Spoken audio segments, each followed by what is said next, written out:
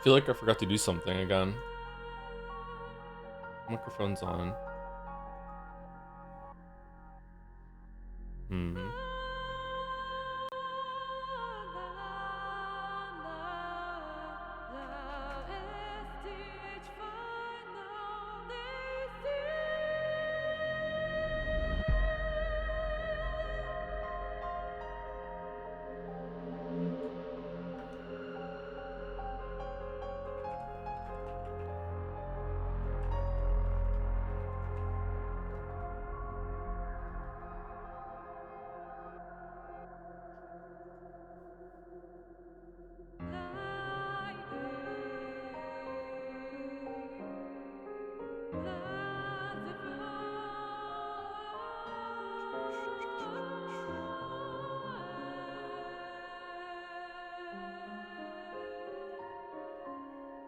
Happy birthday. Oh, thank you for all the happy birthdays, everyone. Thank you. It's very sweet of you.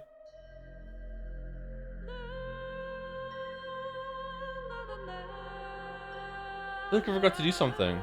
And I don't mean like all the many things that I should be doing that I'm not doing. I mean like something about the pre-stream thing. I feel like I forgot to change a window or something, or Did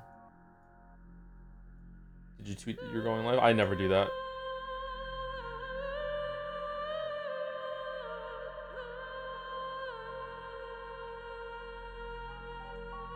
Oh, maybe it's fan art. Fan art. Yeah, we have it's Friday, isn't it?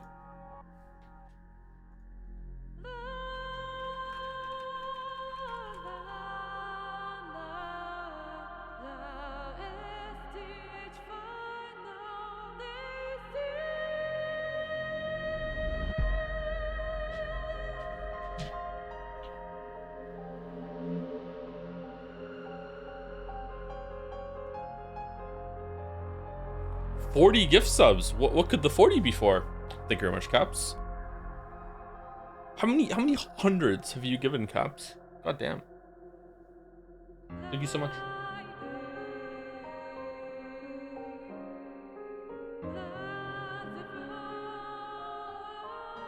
One for every two months I've been alive. Try not to age myself down too much.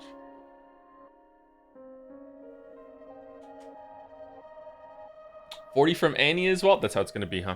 That's how it's gonna be. All right. Thank you, Annie. Thank you very much. As always, hope you're okay.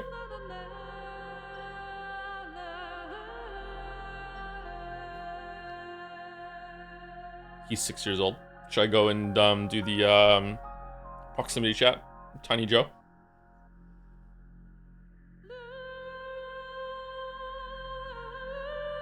$40 from Crazy Fist as well.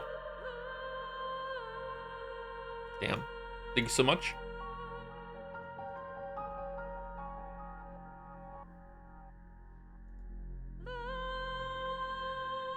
The most polite and gentlest ribbing of all time. Also the most profitable. 40.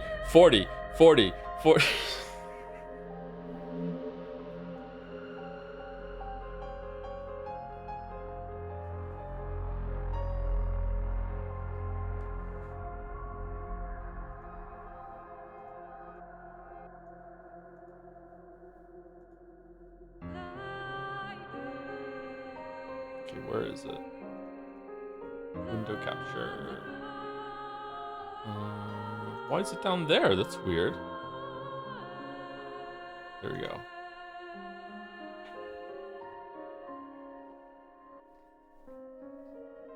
More 40s as well. Lyrigetta and Phoenix Furion. Thank you so much. That's insane. That is so many. Mo 20 before that, and then a bunch of other like bits and pieces before that too as well. Holy shit! All right, I guess at this point I'm financially obligated to stay alive. Like holy fuck! Gotta make it to 100.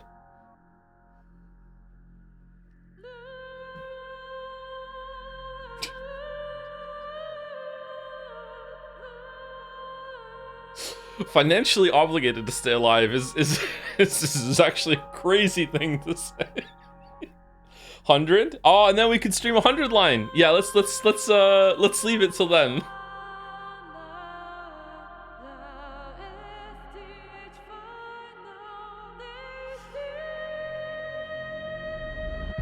The bot getting automodded is so funny. Did the bot get automodded?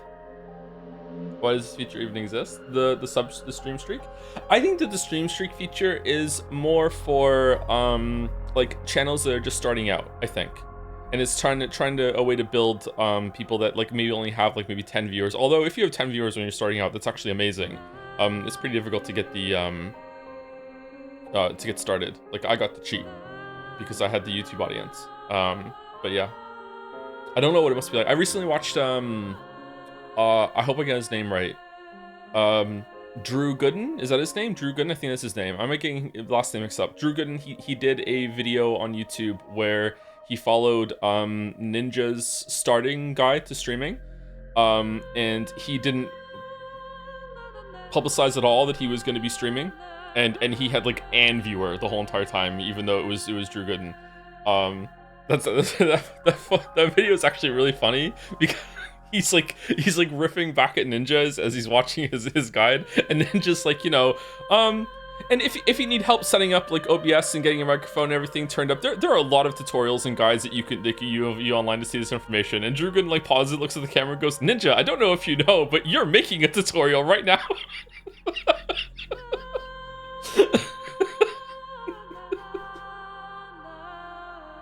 Yeah, I have to watch the video. It's actually a pretty good video. It's funny.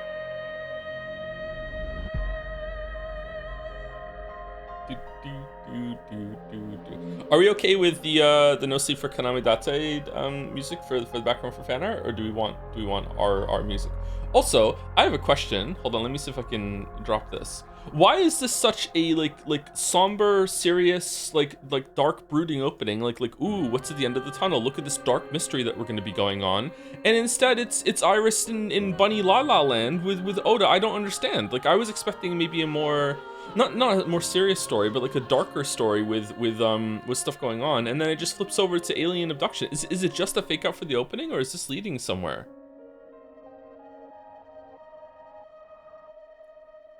I remember I read something about this during the lead up to its release, and for some reason in my head I thought we were gonna be on the moon, and that like Date was gonna be like harassed constantly and was like being chased or something, and that's why he can't sleep, because he's being like Jason Bourne like chase after, you know, like run down, and instead it's just like, I don't know, it's just like the weird thing.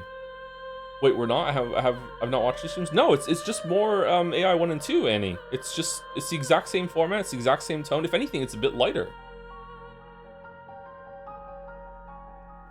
Rabbits live on the moon, Joe's cooking. It's so true. So true. How do I F11, right? Yeah. Look at the birthday celebration. Thank you, Maddie. I have no arms, so I'll just have to verbally clap, clap, clap, clap.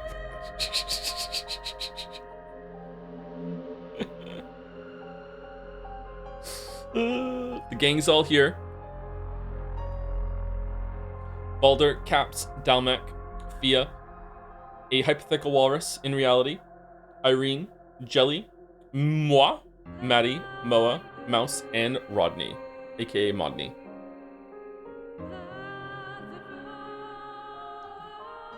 I'm not there, Cisnagus. I think you're in the walrus suit, aren't you? It's a 2 for... Sorry.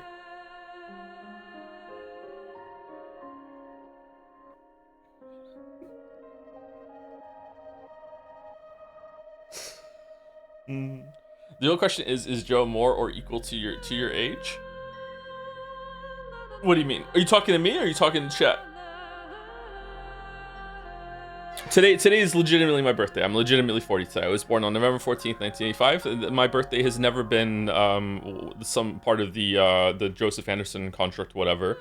I can't remember if I was public about my birthday date until Death Stranding 1 doxed it, because I put my real birthday into Death Stranding, the PlayStation thing, and then the PlayStation like noticed my birthday while we were streaming Death Stranding, and Mads Mikkelsen got to show up and sing happy birthday to me like directly into the camera, which is when I realized that you know, maybe I'm not 100% straight. Yeah, Yusuke Lover 69. Yeah, that's my name. That's my name. So yeah, that's that's like legit my birthday.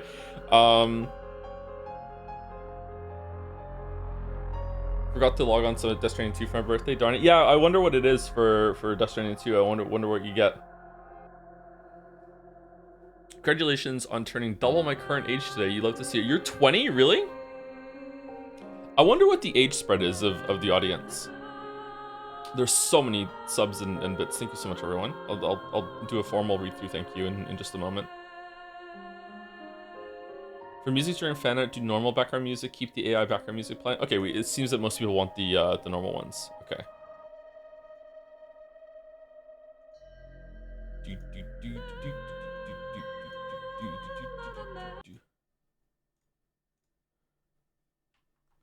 We could try gathering age data during Jet Set. We could, but I don't know if people would think that's like maybe an invasion of privacy or not. I'm not sure.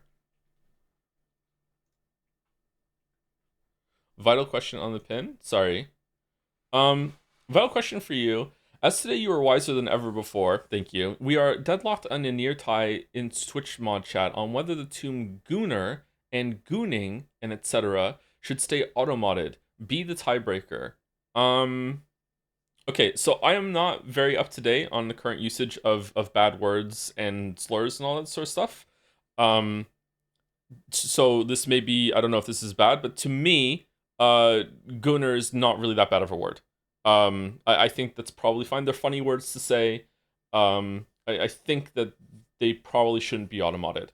But I don't know. Like there's a couple of words that that I have said on stream, and chat has said something like Joe, that's a slur, and I'm like, whoops. There's been a word that we banned on Jads that I'm like, oh, I didn't realize that had taken such a negative connotation to it. So like I don't know. Everyone who says them said that is true. Yeah, they do come from a crowd that is usually questionable, but I think that our community could use it all right. But you know, we could always just re-automate it if there's a problem.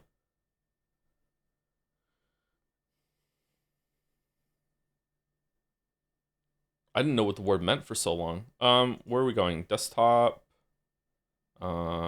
Speaking of not opening that folder, okay, fan arts. Okay, I don't know if this is gonna be loud.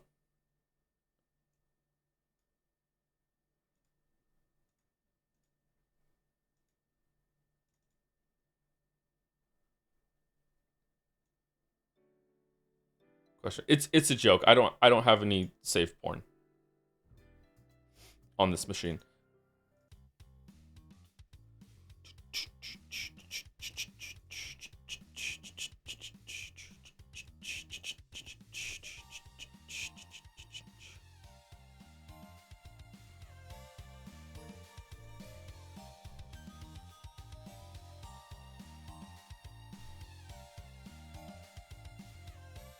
Okay, is it still too quiet?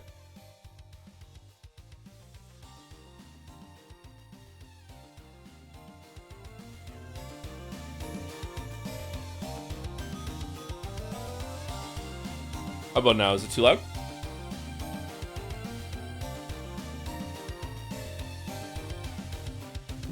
Now it's loud, really? Okay, hold on. How about now?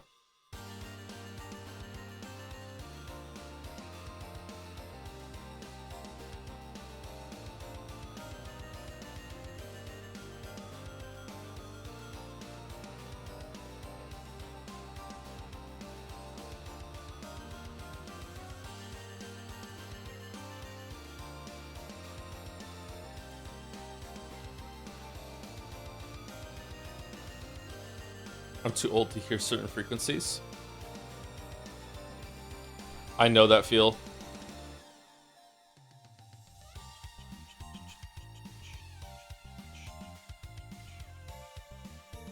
Guy who thinks goon is the past tense of go.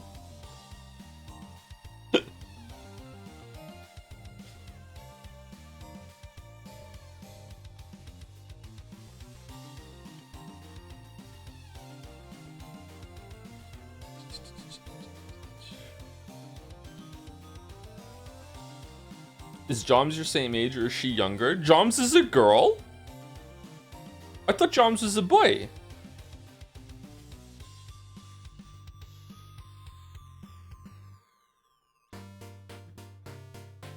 Joms Chan? Oh, I can't speak to Joms Chan. Joms Chan is a different entity to Joms. That's true. Joms Chan is a girl. I think Joms Chan is younger. Yeah.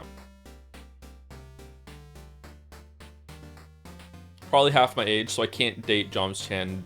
I'm so disappointed. Darn.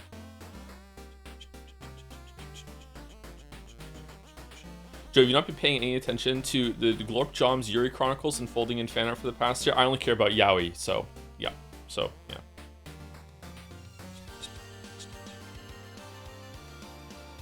She's in a relationship, Joe? Well, I can't say that joke. After the person that came in and said, some people can't tell that you're kidding about the right wing fucking parody. I'm not gonna make that joke.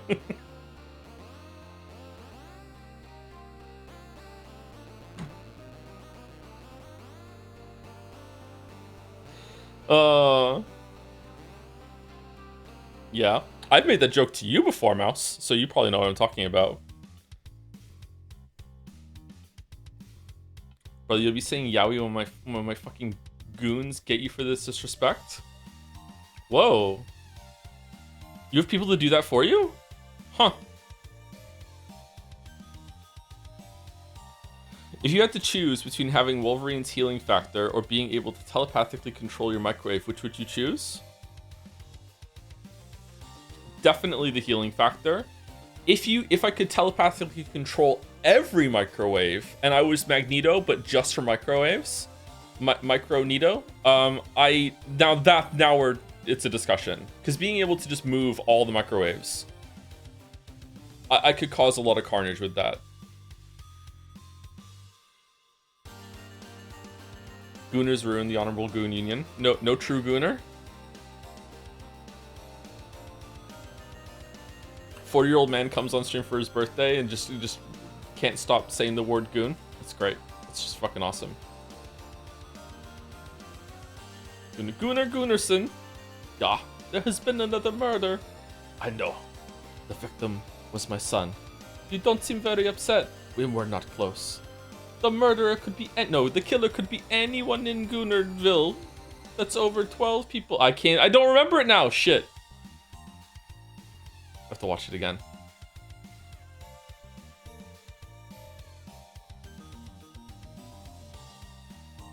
Where is Goon started when we need them? That was yesterday, yeah.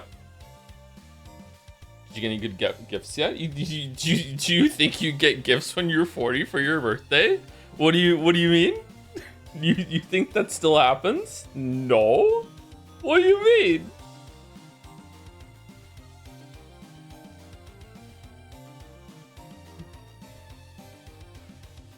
I got myself new socks and new boots and the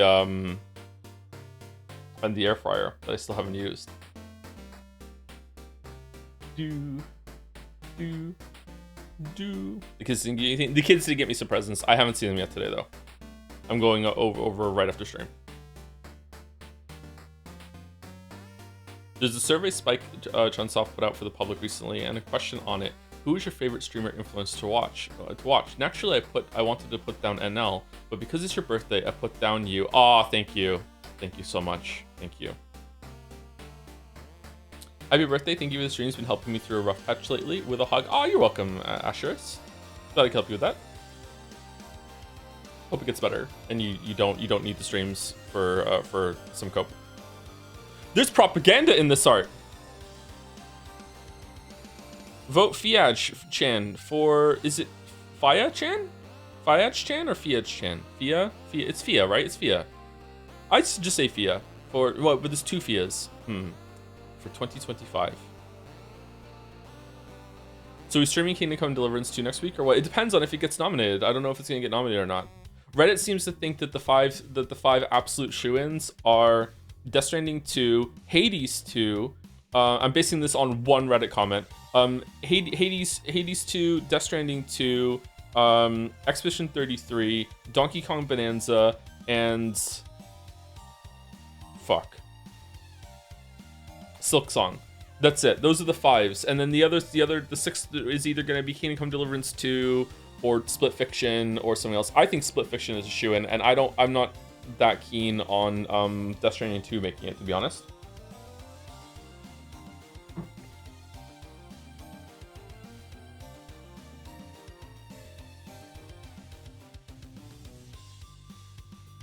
Happy birthday, streamer man. Hecky Elmo.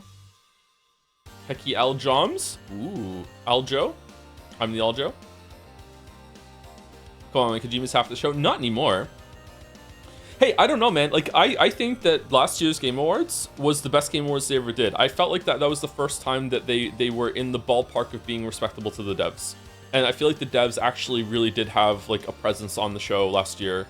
And it really meant something to them too. Like I don't know. Maybe it was just a performance. Like maybe I'm falling for something here. But to me, I felt like it was extremely corporate and a lot of advertisements. And the devs had to take like a real back seat. And it's just there. You know, obviously it meant something to them back then too. But it was more of a like Jeff Keighley's thing. But last year, for whatever reason, I don't know why. I don't know if they had complaints or there was pushback or who knows. Like, does it matter or the conjecture? But last year it felt like it was a lot more like wholesome and really did feel like a community kind of event. Like probably the most I've ever seen an event like that. So I hope it's more like that this year, and it wasn't just a one-off because people were mad at Jeff for pulling the devs off in the middle of their speeches in 2023.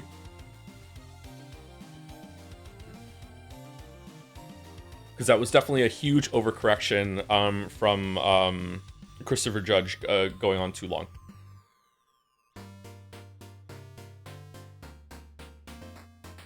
And he did go on too long. Like this, more than one thing can be true. Like the person who went on too long and made it so they have to shorten the speech times, like did go on too long. And then the next year they did cut it too short too often and they were too strict about it. Yeah.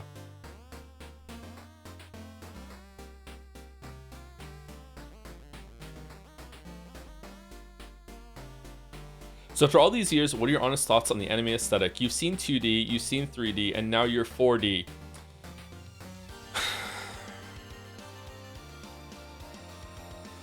Take your plus 2D and get the hell out of here.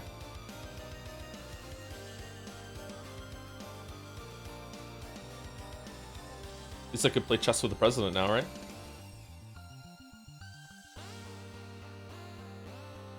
Kind of mad at how good that joke was. Happy birthday, Avarice.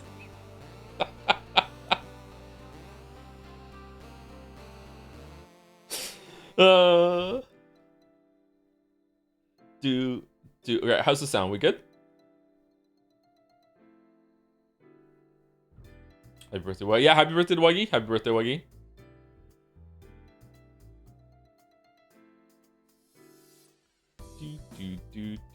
Happy birthday, Joe. Thank you, Sarah. Happy birthday to you as well.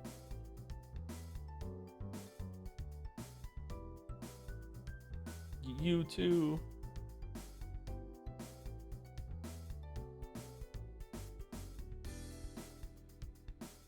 Eversea is also the first sub for today with a resub 10 months.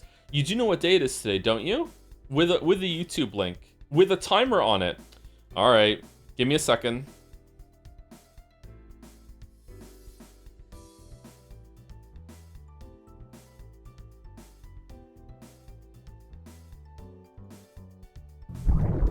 Oh shit.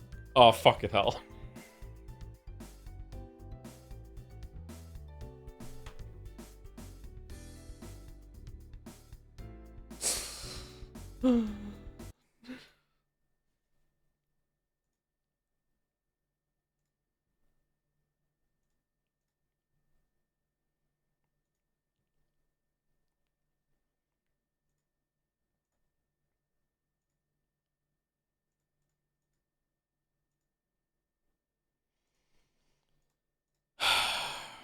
You know what day it is today, don't you? It's Mommy's birthday. What? Is it BB's birthday? A lot of birthdays today. Nope. But today is a very special day, all the same.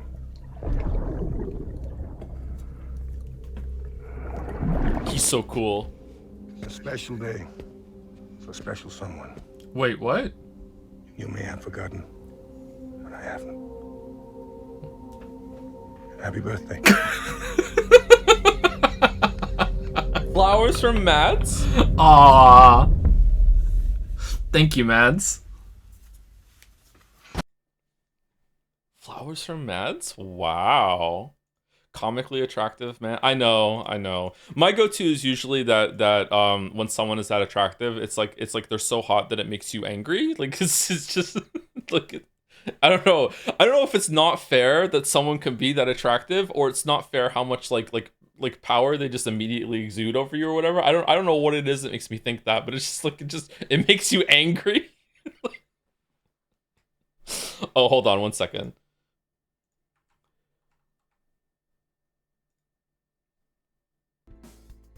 There you go, music back on.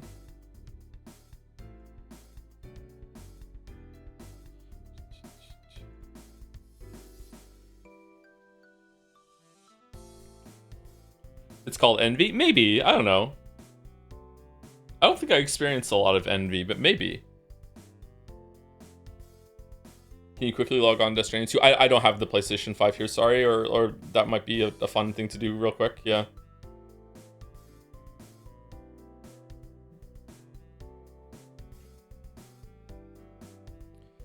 Jack Viking is 450 mana coins, watch streak reach, and is using it to do a message. Bunny Girl Joms is needed and we deserve it anyway. Are you closing in on your midlife crash out? In all caps. Thank you very much, Jack Viking. I would support a Bunny Girl Joms, sure.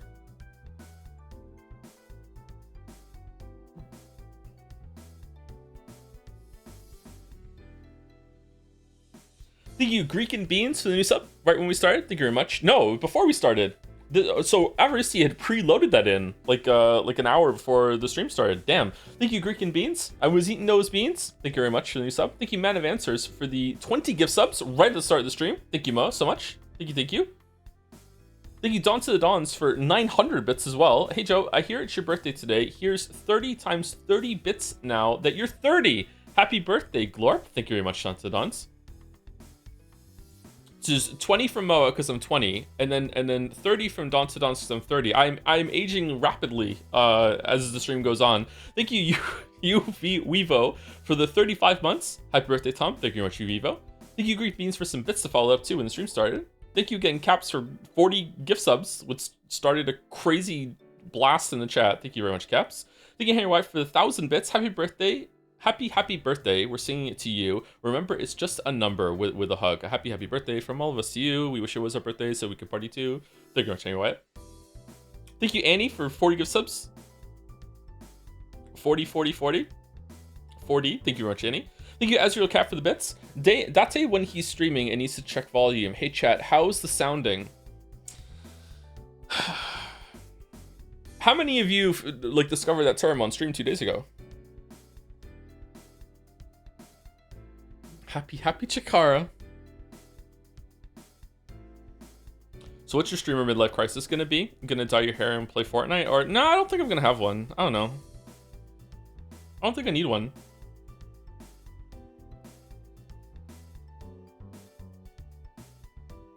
$100 line?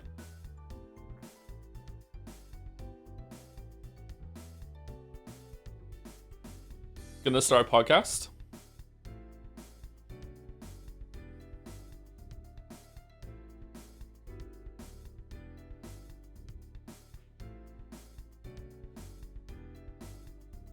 Well, there was this conflict in the early 1900s that I was suddenly really interested about last night. I'm not sure if people have read about it.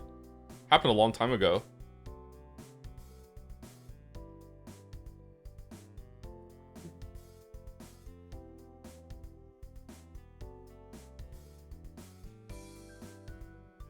How you feeling about Rome right now? I can't pivot into enjoying Rome too much when I've been able to avoid that for all of my life. Like, I respect the Romans and everything. It was kind of like a cool era, I guess, but it's just like, I don't know.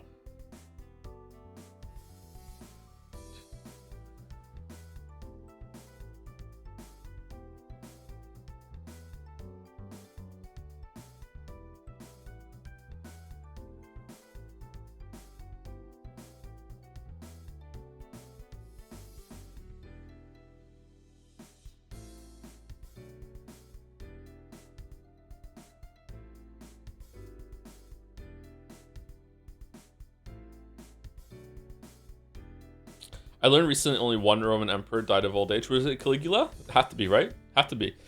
Thank you, Crazy Fists, for also 40 gift subs. Thank you so much. Greek and Beans for more bits as well. What's your end game here, Greek and Beans? Thank you so much, Crazy Fist. Thank you, Illergetta, for 40 gift subs as well. And Phoenix Fury again. Thank you so much. That is so many gift subs. That's so many 40s. I'm only 140, thank you. Thank you, Crab Fungus, for the 33 months with happy birthday, streamer. Can I be the age of whatever the resub is? I'm 33. That's good. No, this is a bad idea. This is gonna backfire hard. Yep. Okay. Thank you, Crab Fungus. Thank you, Irrigata, for the bits as well. Follow up with a happy birthday, Joe, with 440 bits. Thank you very much. Thank you, Blue Sistar, for the 130 bits. Happy birthday, Joe. I'm cheering your age plus 100. Totally not sting on bits. 130. I could be 30. I could be 30 again. You can have that every stream if you stream 100 live. Thank you, the Krakonis, for the 400 bits. Yes, we scran. Yes, we scran. Oh, it's a Friday scran today for my birthday. Oh, damn. And we're going to be able to do it after fan art, too. I love Friday scran. Thank you, Paralogical, I think. Paralogical. Yeah, it's gotta be that. For the 7-month resub. Same birthday as my grandma. Loves the elderly. Apparently, it's also King Charles's birthday today. I don't know how I had 40 birthdays before learning that I have the same birthday as that motherfucker.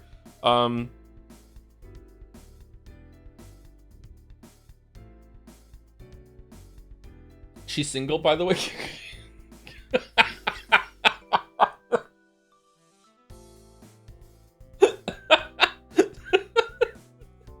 Says the chatter just said, I have the same birthday as their grandma. Because he wasn't a king? Yeah, probably, because who cares about Prince Charles's birthday? But now these King Charles is like, damn. Who else has my birthday? Let's see. Hold on, let's look it up. Famous birthdays today. Let's see.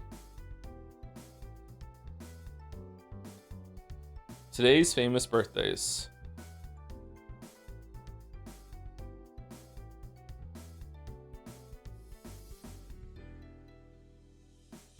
Oh, Jean Eudes, French Catholic priest, founder of the Eudists. Damn, that's a big one. That's a good pull. Damn. Mozart, really? No way. Beethoven as well, huh? Is this bullshit?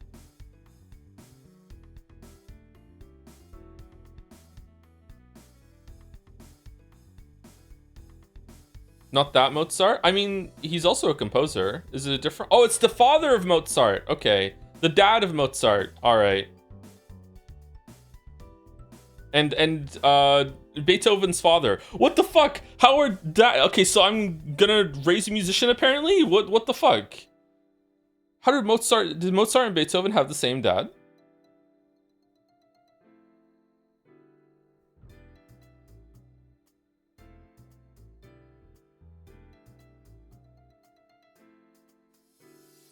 Okay, I'm not recognizing any of these other names.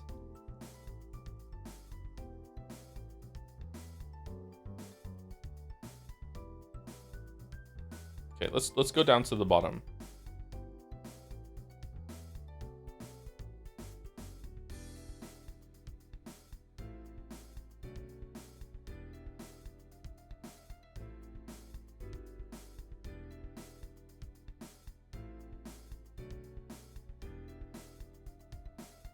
Born in 1979, Steve Cash, YouTube personality. I have no idea who that is.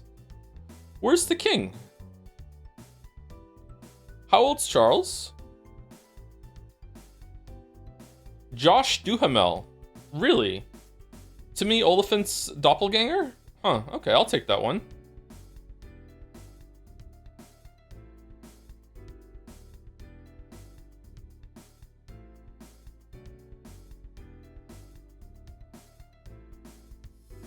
Double checked and Iva's birthday was November 9th, not the same date, but pretty close. It is pretty close. He's the guy from the Dead Space video game. Is he?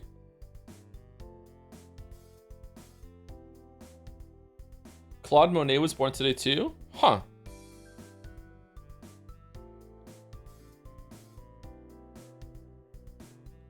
Okay, well that's fun.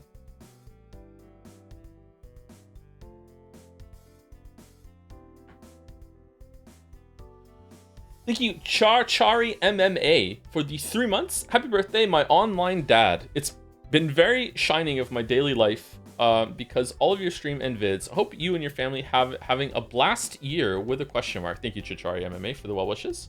With a bunch of chads scrolling. I like the chad scrolling.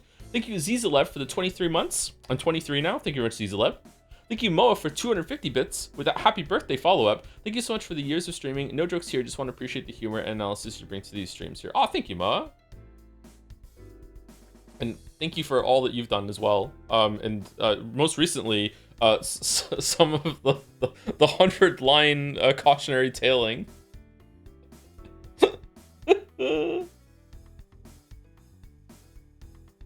You know whose birthday is this today? Rimworld's. Happy 12th birthday, Rimworld. Is it really Rimworld's birthday? Thank you, Ipson13, for the 37 months. Ah, now I'm 37. Thank you very much. Happy birthday, Joe. 37's better. Thank you, Jungle Robber, for the 98-month resub. Shit. Well, I'm dead. Thank you very much. With the Dancing Jumps. Thank you, the Knower999, for 8 months. A birthday poem, Magic of the Lead. My streamer's 40 now. His life is being misled. Food and water can't suffice. He's convinced to devour lead. Desire grows stronger. It's becoming all too tragic. Listen to the brain, Joe. Choose cold logic over magic. Abandon lead fantasies. Think more like Erica. Don't forget even healthcare. If you are in America, do not eat a lead bar. It's not Armenian gata. Ika ga desoka minna samagata. The fuck does that mean? What anime is that? Well done.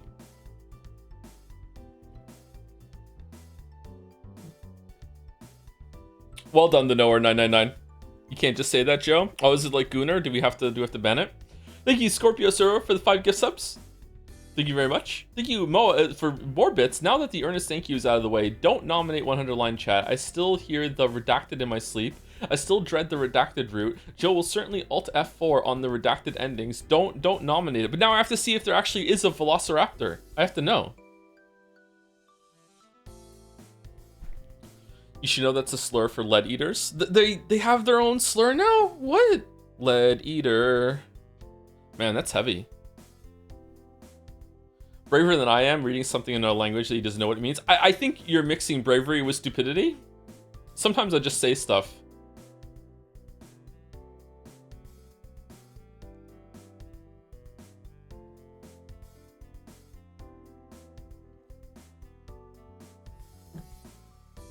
Thank you, BondDK, for the 5 months. Happy birthday, Joe. Thanks for all the laughs, commentary, and weebery. Oh, the weebery. From someone 5 years behind you. Mancha said I can say goon, so goon on, goon on, goon on. It's an Aerosmith song, isn't it? Thank you very much. You're 35? Are you already seeing the hill in front of you? Are you already seeing 40? Is it looming in the distance? Or I can't remember when I started seeing it. It was around that age. Maybe 37 is when you are no longer in your mid 30s, really. So yeah.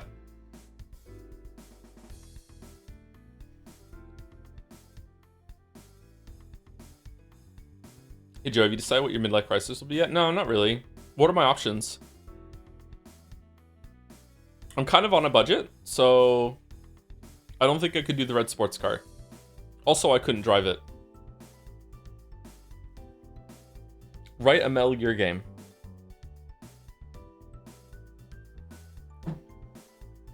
Another couch.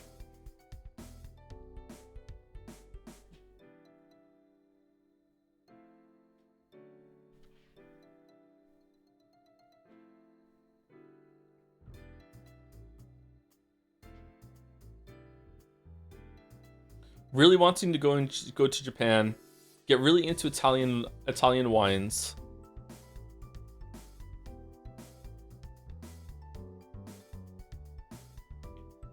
An affair is always a classic. Oh, well, you can't have an affair if you're single. A bigger, sexier microwave. Ooh, can I put my old microwave inside the new microwave?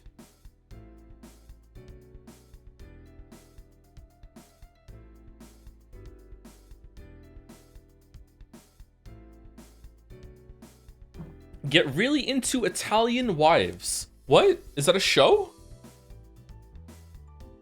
Suddenly becoming racist is free. Real talk, I don't think anyone suddenly becomes racist at 40, or like 50, whatever the fuck. If they start acting racist, they were always racist. They just didn't have the age of confidence to do it until then.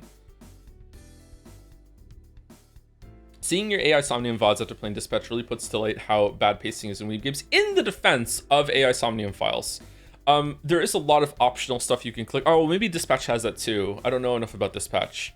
There's a lot of optional stuff you can click on that slows the pace down. But I would probably generally agree, even without seeing Dispatch, that AI Somnium files is probably not paced that well.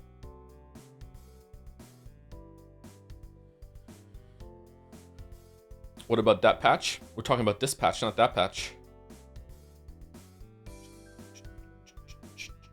As a birthday treat, can we play a good game today? You want more Hunt Showdown? Thank you, Patience, for the 48 months. Oh no, I can't believe I have subscribed to you for a 10th of your life. Oh.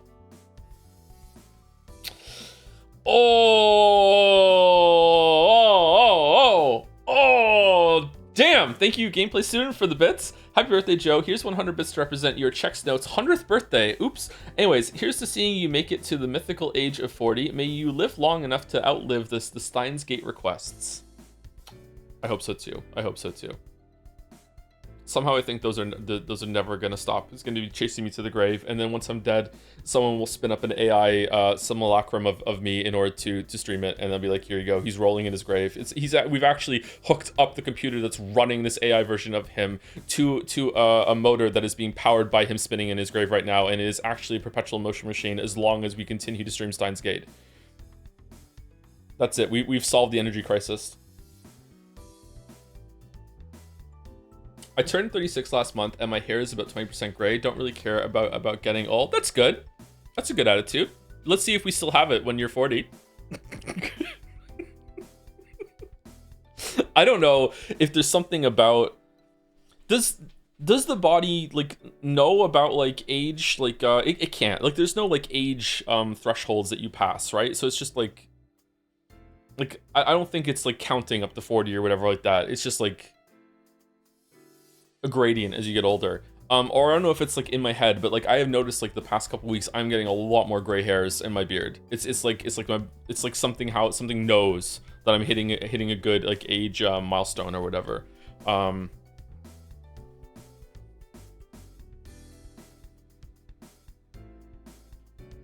also Weeaboo Bill is older than me. Weeaboo Bill is I should know this.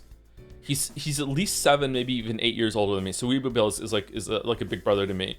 And I remember when I just turned 30,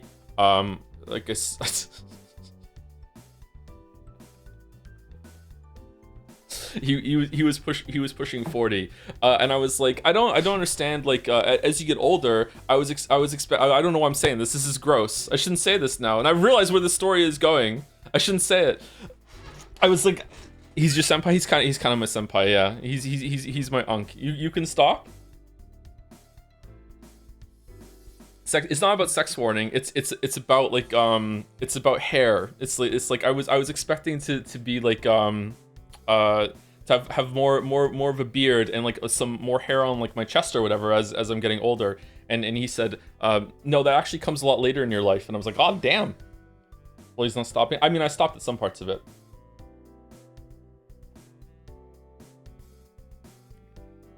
He has a better hairline than me, though. God damn it.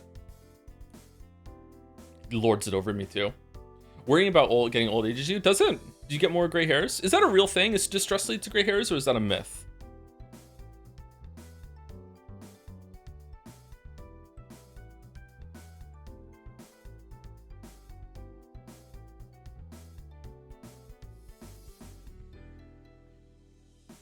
Somewhat true, not universally. Stress does age you. Yeah, I understand that, but does it actually lead to more gray hairs, or does it lead to like more like just like a haggard appearance? I guess it would be extremely difficult to test. This is the really bad thing about controlling all the variables when it comes to human bodies. Just very, very, very difficult.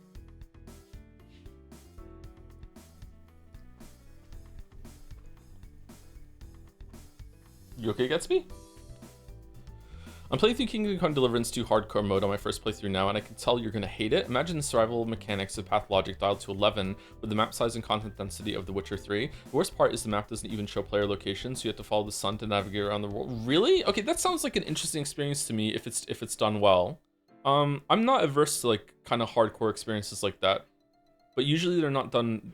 Either they're not done well, they're not fleshed out enough, or that the hardcoreness of it is paired with a game that is just janky and doesn't deserve it. Like, I have no problems with games that have like a permadeath system, or if you die you have to start all the way from the beginning again like a roguelike. But if you're gonna have that system, it has to be your fault when you die. Like, you can't have this bullshit of like, oh, but also it's a janky game with shit hitboxes and you might just like fall through the world and die, like that sort of thing. That's why Witcher 2 is one of the worst implementations ever, I think, of a permadeath mode, because the game is so fucking like janky and glitchy that it just doesn't work.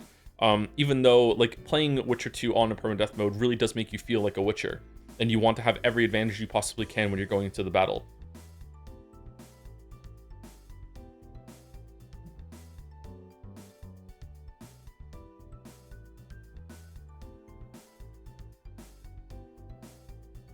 Makes you feel like you're Batman.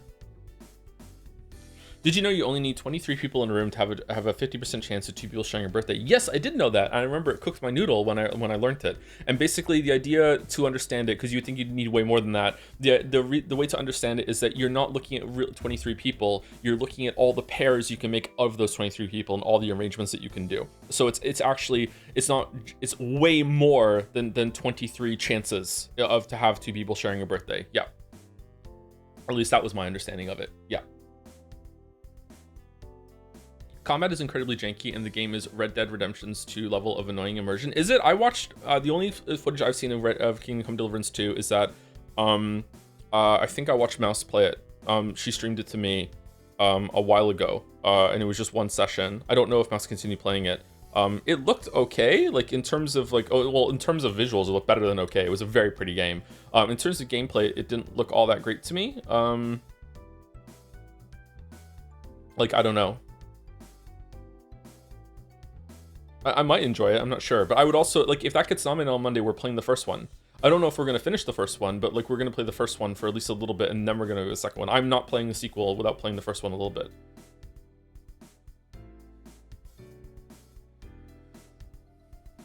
Look up which Animal Crossing character you share a birthday with. I don't have to. Someone in chat will just know that off the top of their heads.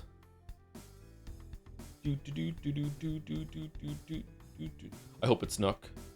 Thank you, Physics Lawyer, for the new sub. Welcome, Physics Lawyer. What an amazing name. Physics Lawyer is here and subscribing. Thank you very much. Thank you to Dolomitos for the 11th resub. Woohoo! Nearly 1 year sub tier. What's the next Weeb game after this one? If Metal Gear Rising Revengeance counts as a Weeb game, then it's that one. If it's not, then does Nier Replicant count as a Weeb game? If not, does Yeek count as a Weeb game? If not, honest to God, it might be Metaphor. We might go to Metaphor. Like, Metaphor is probably in early 2026.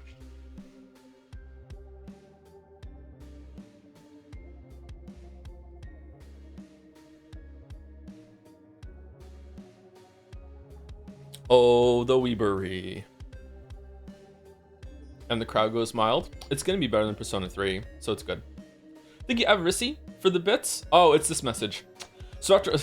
Get your +2s ready if you weren't here when we read it out earlier. So after all these years, what are your honest thoughts of on the anime aesthetic? You've seen 2D, you've seen 3D, and now you're 4D. Thank you very much, Avarisi. Thank you, Stickley's Kingdom, for the bits. Happy birthday, Joe. Thanks for all the entertaining streams. I heard you only care about yaoi, and boy, do I have just the furry psychological horror visual novel for you. You. I don't know why I did that. What could the joke be? Thank you very much, Kingdom. Thank you, Terraflop, for the 30-month resub. Happy air quotes birthday, air quotes Joseph, air quotes Anderson. Damn, thank you, Terraflock.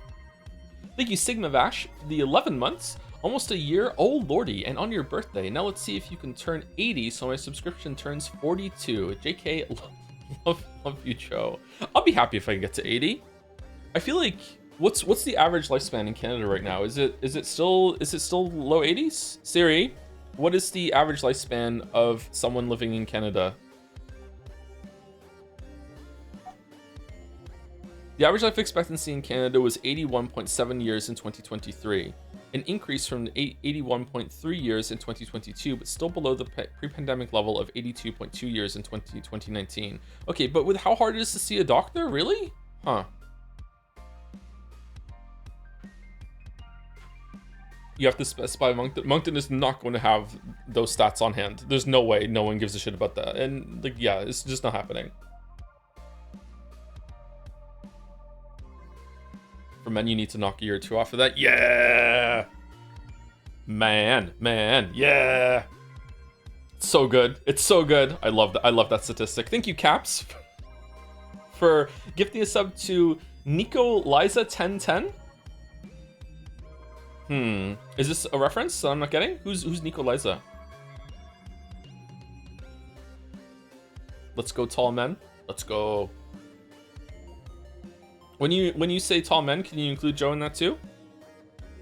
They said it was her birthday too. Oh, happy birthday, Nico Liza 1010. How old are you?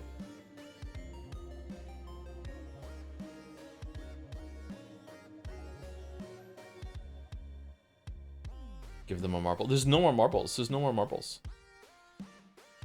Thank you, Simple from Jads, for 24 months. Thank you very much, Simple. Have you found out what sounding is yet? Did you Google and learn the sacred knowledge? Thank you very much, Simple. Thank you, Ace Vector, for the 12 months. From a fellow, from Ann fellow November baby to another. Happy birthday, Joe. My birthday is next week, and I'm going to be ordering a huge pizza for myself.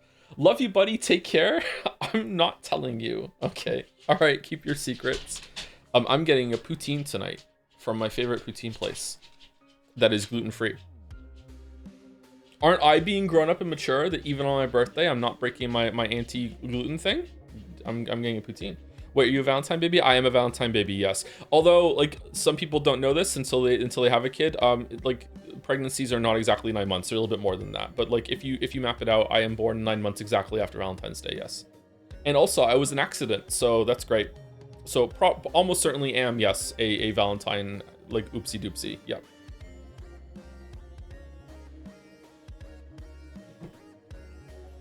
How do you know that you're an accident, Joe? Oh, my parents tell me all the time.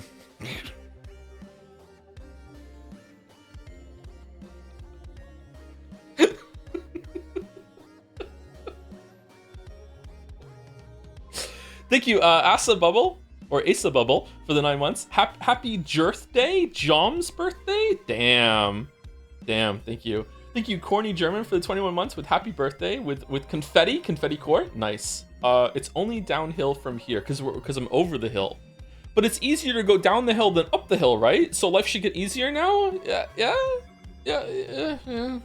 Thank you, Dorami Art, for the 31 months. Another one for the November babies. Happy birthday, Joe. It's also my birthday in 2 weeks, so I'm going to celebrate in the Rakenjima Mansion. Oh, what are you going to eat? What's your birthday meal? We have to share what our birthday meals are.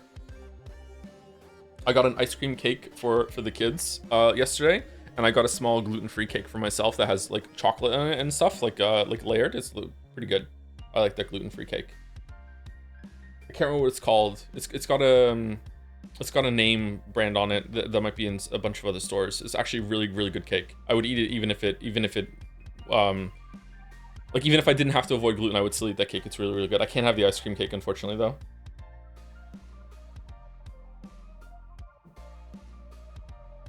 We love cake. I actually don't like cake all that much, but I do like this cake. I feel like one of the reasons why I don't like cake too much is that when you're at a birthday or whatever, you get like this big, huge slice of cake, and it's just too much cake. You know what I mean?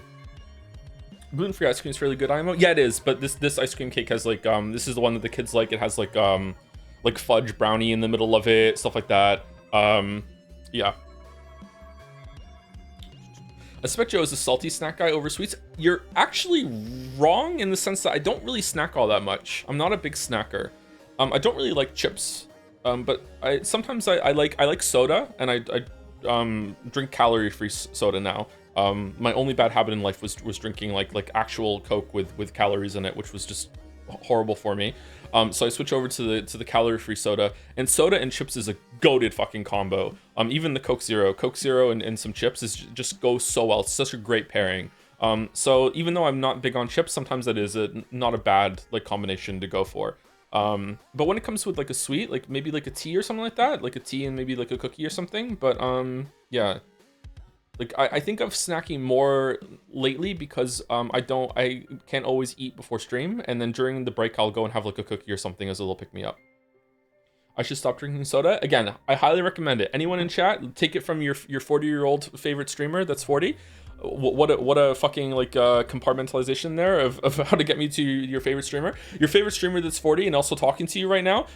If you are drinking soda that has calories in it, like look at the can, the back of the can, it should be around like 140 calories, whatever like that. That's how many calories are in it. Switching over to like Coke Zero or Sprite Zero or Dr. Pepper Zero or whatever the fuck that is that you like to drink. If you switch over to the 0-calorie version, and you are someone that drinks a lot of soda, this will just change your life. It's gonna suck for I don't know, like maybe a month, maybe like 2 months. Like you are gonna taste the difference, but I promise you, for 99% of you, after the 2 months, you will not notice a difference anymore. And the 0 version of the soda will taste exactly like the old version did, okay? Like it's like it is such a gift that you can give to yourself, but it will suck for like a month or so.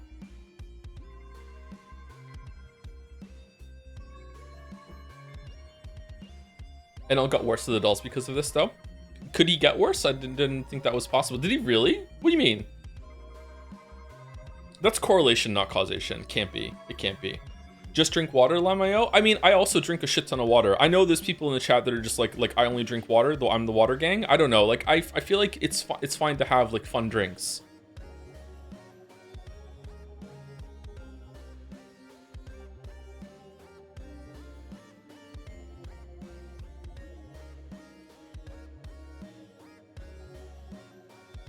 But typically anything with just empty calories in it is not great for you. However, if you're in a position where you are like underweight, or like even then it's probably not the healthiest thing if you're trying to put on some calories, extra calories. But you know, it's not the worst thing in that case. Yeah.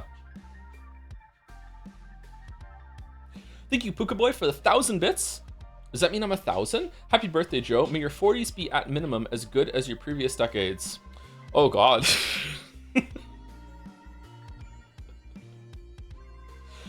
My 40s are gonna be like Persona 4, the best time. The best time. That's what I'm going for. I'm throwing the gauntlet down. There we go. The best time.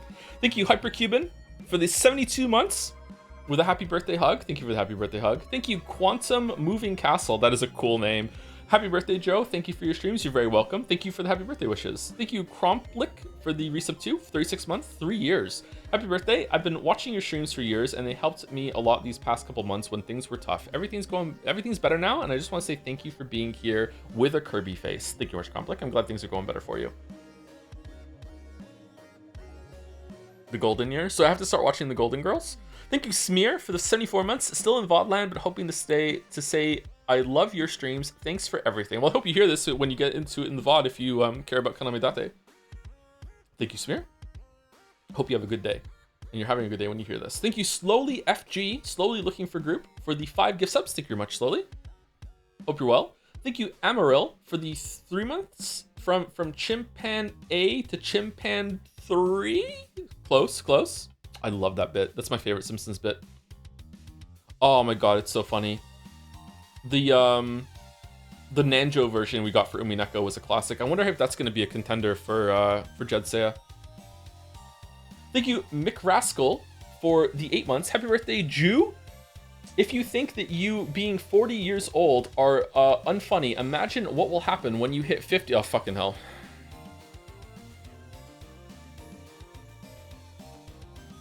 Huh? What? Oh, I realize what I said now. J-O-O. They just dropped the E to say my name in a funny way. They didn't call me, you know, that. God damn it.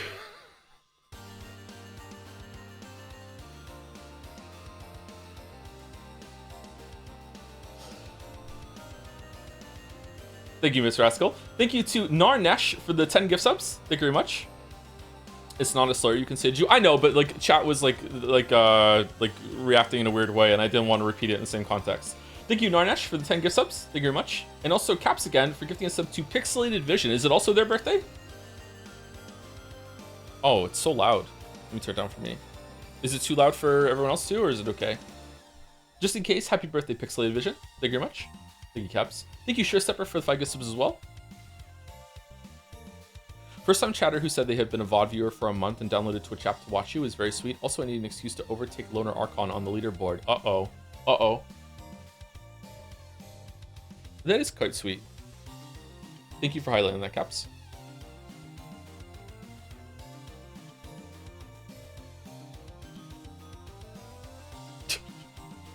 Dalmec is gonna jump the queue because I just read it. I'm laughing.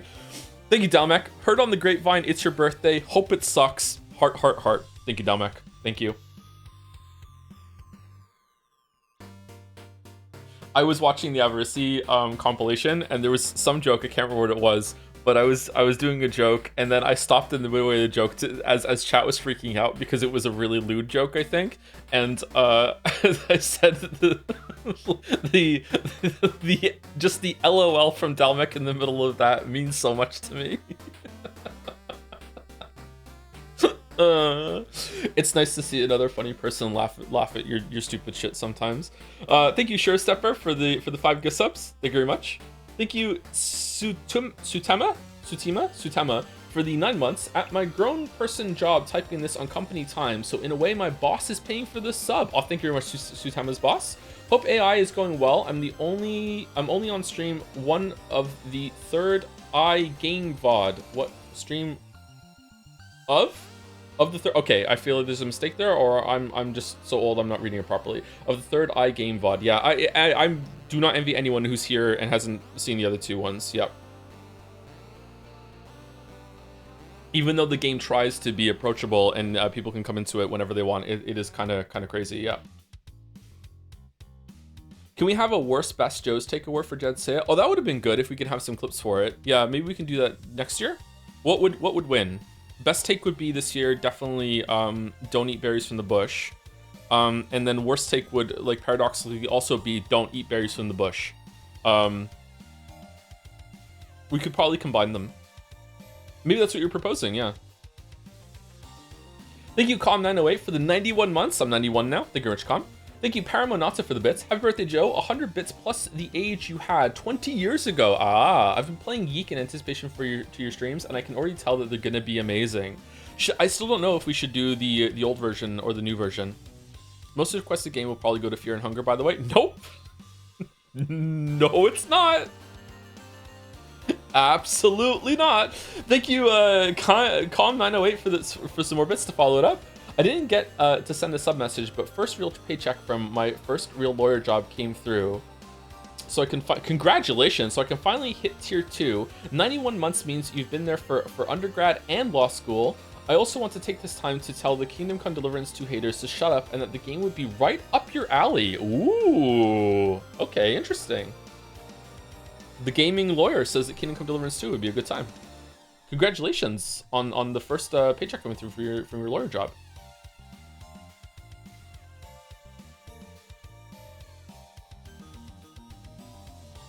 Is it true that in your experience so far that most lawyers are assholes, Com? Is it true? This is a safe space. You can say it. You can answer. Yes. Just yes.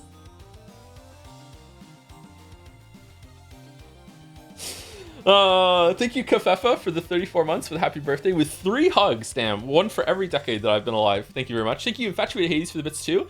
Happy birthday. My birthday is exactly 2 weeks from yours, November 28th. November, boys. November, boys. Dance, dance, dance, dance. I think it's a good month. November's a good month. Thank you, Secret Writer Lab Tech Guy, for the resub, 31 months. Happy birthday. Just wanted to let you know that your streams have helped me through 3 different educational programs. Oh, the Witcher 3 video production too, I guess. You're my favorite elder streamer. Do I have to start streaming Skyrim? I guess I have to, right? Luckily, just like Silent Hill F, 100 Line has gotten a fair amount of updates to making getting through the game less annoying. Still super annoying, but still. Oh, we should probably play the base version then so I can understand.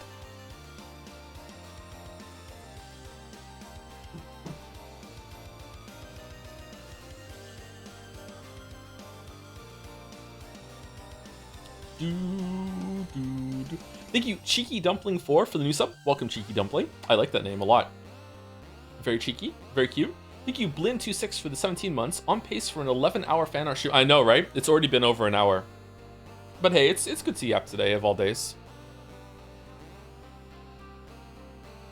It's been a yap week too. I don't know, just kind of chilling at the beginning. I think it's because I'm not awake very much before streams this week, so I'm just waking up as I'm talking to chat. So unfortunately, everyone has to deal with that. But I feel like chat enjoys the yap sections most of the time. Some people don't like them, but most people like them, I think. Do not play the base version of 100 Line. Be thankful for the sacrifices the 100 Line vets make. Oh, did you take a shower? I had a shower last night after stream, so I'm still fairly fresh, but I will have another one after stream today.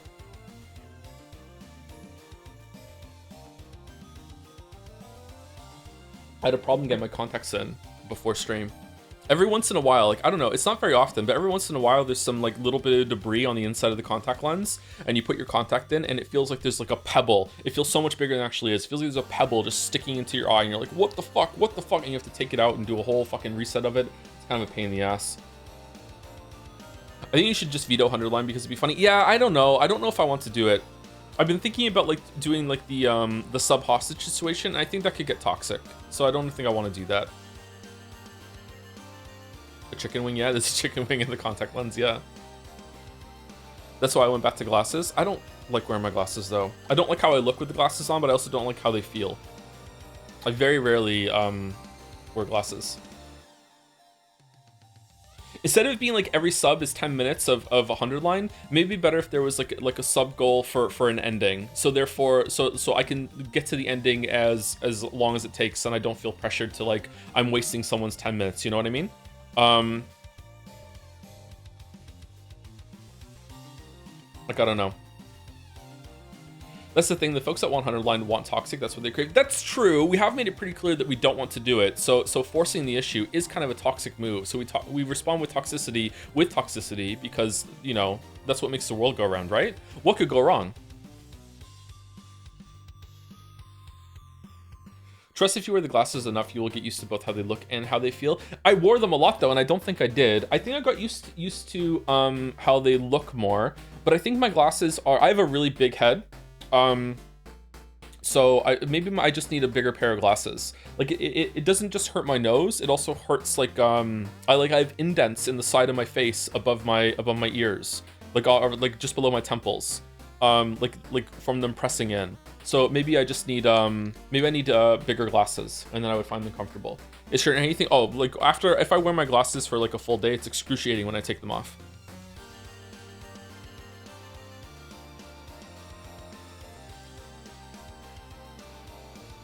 I think when you wear your glasses for an extended period, you're always gonna have indents on your nose, right? Like it's resting there, like not painful indents, but you're always gonna have something. But maybe not on like around the ears, the temples. Like that's where it hurts. Yeah. I have very sensitive skin though, so maybe it's not a size thing. Maybe it's just a bad skin issue. I apologize, I'm not aware of how tight your glasses are. No, it's okay. Just big head, you know. You know what they say about someone with big head? Big YouTube videos. Thank you, Sienna in Vienna, for the 3 months. Happy birthday, Joe. Hope you have a fab day. Me too. It'd be nice to have a bad day. Sorry, a fab day, not a bad day. Whoops. All right, I've cursed myself. Thank you, Ko Hakiyama, for the 23 months. Happy birthday, old man, Joe. Your and cute eyeball eye and a porn mag addiction away from being the best detective ever. Oh, I was wondering where that sentence was going. Okay. I'd replace an eye to get Iba. Yeah, sure. Iba seems like a fun partner. Thank you, Kefka Kefla, for the bits with Happy Day of Birth. Did you enjoy the movies, Kefla? What did you watch yesterday? Do a movie report. Thank you, Commandal86, for the 69 months. Nice, with happy birthday. And I'm finally at the top of my scroll bar. Thank you again, Delmic, for the bits. With a hope it sucks. Thank you very much, Delmic. Thank you, Eddie Avery, for the 10 months. Happy birthday to my favorite right-wing content creator, moi. Your videos and streams probably influenced like a third of my life. So thank you for being an actually good role model. It's wild that you're putting those two things together. Holy shit. What if I just proclaim myself as a right-wing content creator, but just stay with like the left-leaning takes and everything like that, and just never address it? I mean, people do the opposite all the time. Like, I'm totally on the left, and they're just like, but I still voted for Trump because fuck, blah, blah, blah. Like, I feel like we could do it, right?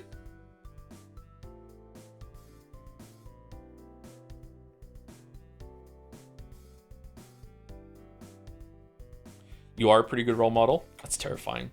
That's terrifying. Get it? Twist.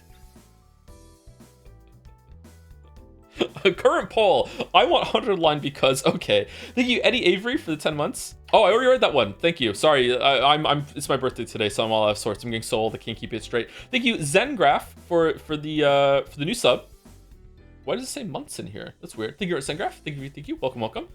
Thank you to Azrael Cat for the bits. Post Marble Race, people should donate to add an ending and lose an ending, starting from 50 endings to decide how many you need to do for 100 line. Make it a monocoin thing. Huh. Interesting. Okay. Are slight variations of one ending counted as one ending for the subathon? Because that might knock off like 30 endings. I don't know. Does the game count it as that? Because if the game counts that as a full ending, then yeah, it should, right? I don't know how the game works. I thought there were like 100 equal endings. Or some endings in 100 line faster than others in terms of like, are some of them jokes? I feel like I'm gonna sneeze. He doesn't know? He actually doesn't know. Yeah, I know very little. I want 100 line because I think it's great. I think it's shit. I think Joe will go, wah! I want to inflict it. I don't want it. Ooh.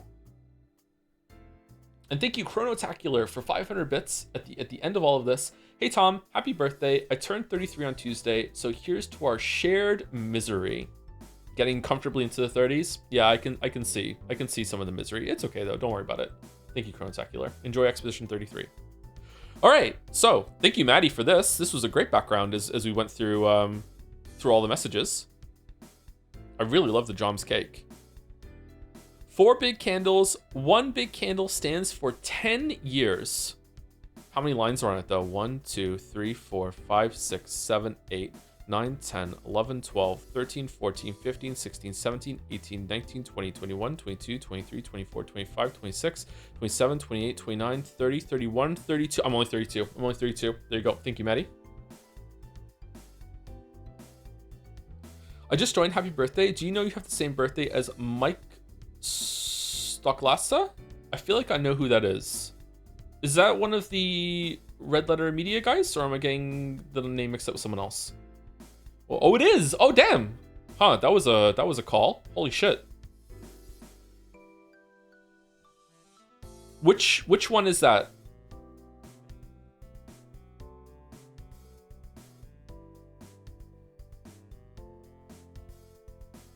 The bigger one? The one that loves Star Trek?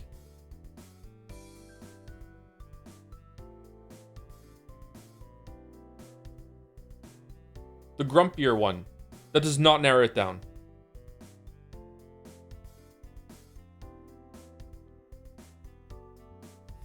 If you said the not grumpy one, that would narrow it down, because there are 3 of them and 2 of them are grumpy and 1 of them's not. So if you said the not grumpy one, I would know who you're talking about, but the other 2 are grumpy. Is it the one that, like, when Star Wars, the new sequels were announced, he did a crazy bit where he went crazy and smashed a room with all of his figurines in it? That was a great video. Mr. Plinkett? I don't know which one does the Mr. Plinkett. Yes, that's him. No, it's not. That's right. I love how we're doing this instead of just looking it up. Hold on. That's Rich? Well, I mean, I've never smashed a room with Star Wars figures in it, so I don't know why you're putting me on blast for. Mike RLM. Oh, it is him. It's the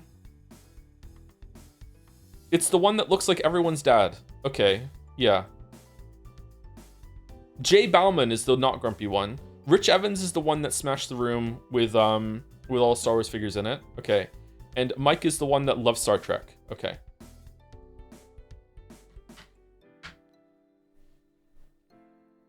You got the dad birthday? He's 47? I'm sorry, is that true? I just kind of didn't even process that, what I just saw. Is he really 47?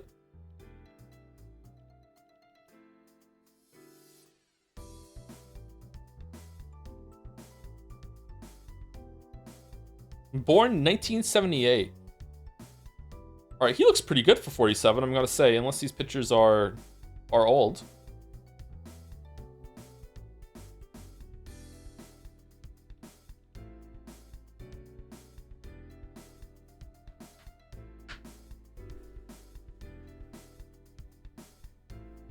I shaved yesterday. I trimmed my beard yesterday, so I wouldn't look like ancient on my birthday. Just for no reason at all. Just for no reason at all. The hate keeps him young. Did it work? Yeah, I look a lot older with like the full beard. Yeah, yeah. Thank you, Maddie. Also from Maddie, 1 of 3. The fuck you sim continues. No Vespers. Oh, this is Padlod. No Vespers. If you don't go away, I'll vaporize your ass. What's with this quality, with this price? It's unscrannable. It is what it is. Buy it or fuck off. Damn. Hey kids, want a needle?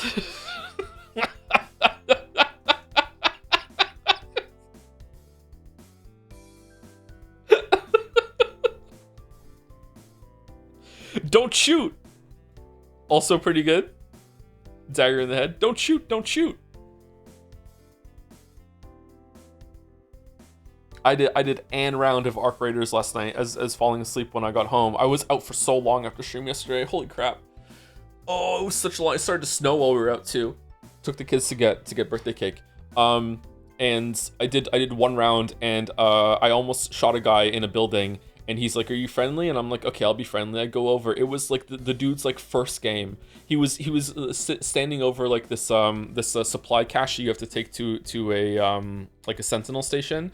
And he's like, "What is this?" And I'm like, "Are you new?" He's like, "Yeah, I just got the game." So I took him over to I guided him to the place where you can put the supply cache in and get a bunch of supplies. And I'm like, you get like a gun from this, and you also get a bunch of ammo and everything like that. Sometimes it's good, sometimes it's not. And he's like, "Oh, cool, thank you." And as he was looting it, I shot him in the head, and I took everything from him, and I walked away. No, I didn't. I let him live. And then as I'm walking away, he says, your name is awesome, by the way." And I'm like, "What?" And I'm like, "I'm Buttman Butt."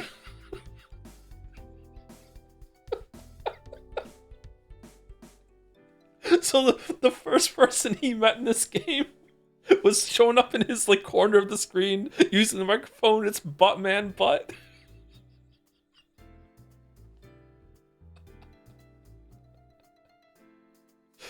$40, by the way. I think it's a great name, isn't it? Buttman would have been enough, but then we just add the extra butt for like just a little bit of pepper, just a little bit of spice. It's Buttman Butt. Are you enjoying Arc Raiders? I really was, but I'm not enjoying it anymore nearly as much. I was excited about the new map that they were releasing, but then it turns out there's a whole fucking like AQ40 like World of Warcraft classic bullshit event about unlocking it. So like I couldn't play the new map because no one could because it wasn't fully released. I feel like the PvP is not that great. Like, I don't know. I feel like, I don't mean like it gets in the way of the PvE. I mean like just when I'm PvPing in Arc Raiders, I'm just not having a good time. Like it's not as fun as PvPing in Hunt Showdown. Just the mechanics, like the shooting, is just not that great. So yeah, I don't know. I don't think it's going to be a game that's going to have longevity for me, but hopefully they can tune it up a bit.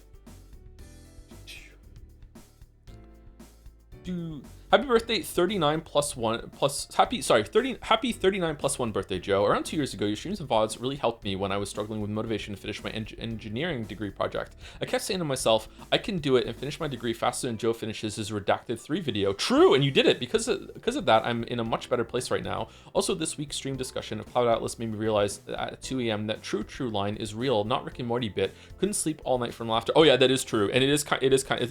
I speak of the true. It is kind of weird, even in the context of Cloud Atlas.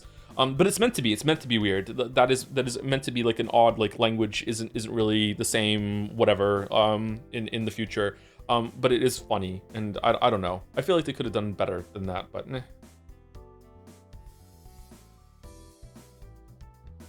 Hunchdown is goated though, something like it. Yeah, maybe I'm comparing. It's an unfair comparison. Yeah. All right, so 1 out of 3. More pathologic. Aw, cute. Aw. Fia's always with us. A little glimpse of humanity. We're sharing the scran? Aw. The 4-panel soul here. Boom. Boom. Aw, she's hungry. Why are we making her carry everything? What are we doing? I unironically used to have a trench coat like this. Yes, I was that cringe. Aw. Clap, clap. Reputation up.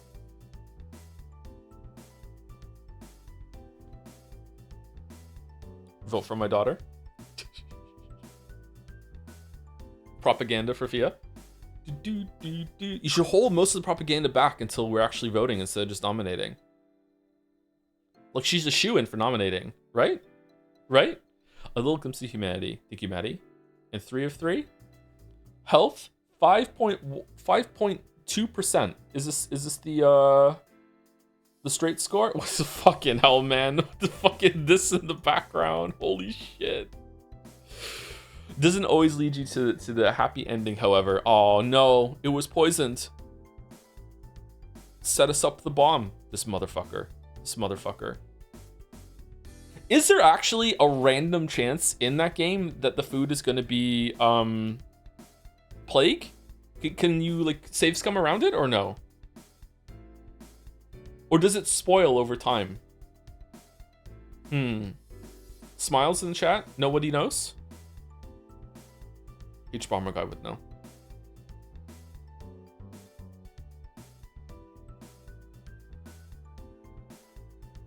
Thank you, Maddie. I hope we continue to enjoy Pathologic, because so far it's actually an interesting time. It's not a fun time, but it's an interesting time. Big Witcher 1 vibes. By Harmva? Ooh, what? Ooin? What? What? Oh, what are those? Holy sh! I mean, like, wow, look at those down there. Those are red. Remember that one time Joe ranted for like an minute about how they put tiny sauce packets that you always throw away but still have to pay for with the box meals everywhere? Probably not, but there she is oohing. Pretty sure that's not how abbreviations work, but as Joe loves oohing on stream, on stream, I thought I'd give the birthday man an excuse to ooh as a treat. I took it. Clueless, sauce box, garbage, red skin. Hat, red skin is so gross. Ooh, gloves, gross, also gross. Oh man, this design is so gross. So gross. Ooh, tiny sauce, unwanted, unneeded. I think, unironically, that these here, this specifically, should be banned. I think that there should be, we should all group together as a society to make a minimum size that these can be, because I think that this size of ketchup packet is never enough for one person, and it's just a waste of resources. They should be bigger. Like, the amount of shit that goes into making the material for this packet, right? If you want ketchup, I feel like having a portable ketchup packet is a good idea, okay? I think it's a good idea. I think we should have it. But I think they should be at least 3 times bigger. I think. Damn.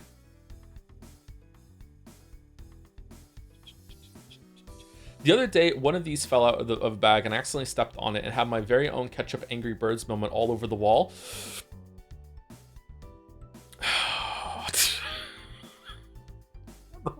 Why did you say it like that?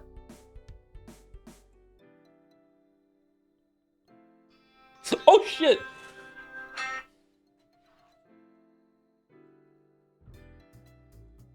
It's the cringe police calling.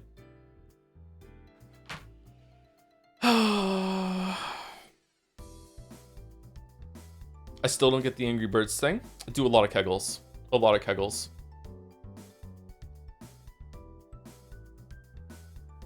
Thank you, Belito Frito. Always want to say Belatro for the 24 months. Happy birthday and happy Chikara. I love how we all collectively remembered Chikara yesterday because one person didn't forget and reopened the floodgates of Chikara. Happy Chikara. Thank you, Schlang Poofa, for the 12 months. How many years have you subbed to Anderson JPH? 1. You're the youngest sub ever. End message. Damn. Thank you, Schlang Poofa. Thank you, Jacob Cowley, 27 for the bits. Wow, happy birthday, Joe, Toms, Joms, Toad, Jamas. Enjoy your lifelong stay on the other side of 40. Jokes aside, really hope your 40s bring some new good to your life. Many blessings. Blessings from Jacob Cowley? Thank you very much. I'll take some blessings. Thank you. Thank you, French fries. Oh, appropriate. A measly 100 bits for your birthday, Joe. Thanks for being such a fun guy to listen to. Oh, you're very welcome. Thank you for the bits. Glad you enjoyed the streams. Are people gonna ship Uwuin and French fry now? Huh. You know what? They are two Chans that are often don't have the Chan in their name.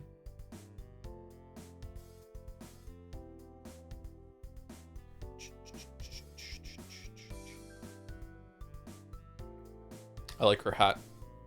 All right, is there a 2? There's a 2. Truly, the Witcher 2 video of fan art. Overworked, took too long, and I kinda hate it. Why? It's good. Good luck painting that dress to anyone who ever wants to make Yuri art with Anne French fry. Oh, okay, you knew what you were doing. Okay.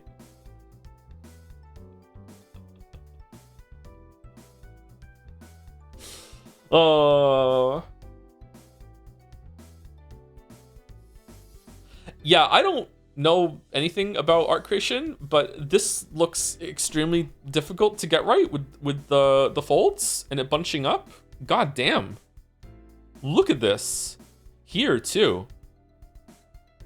Yeah, that looks very, very difficult. It's a cool design though.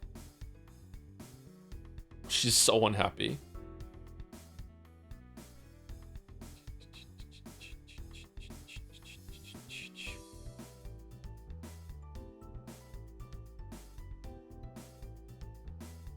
You need a reference model for sure? Who wants to volunteer?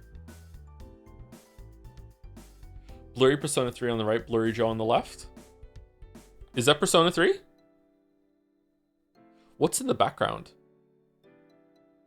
Is that some like Yuri looming in the distance? Do. It sure is. How can you tell?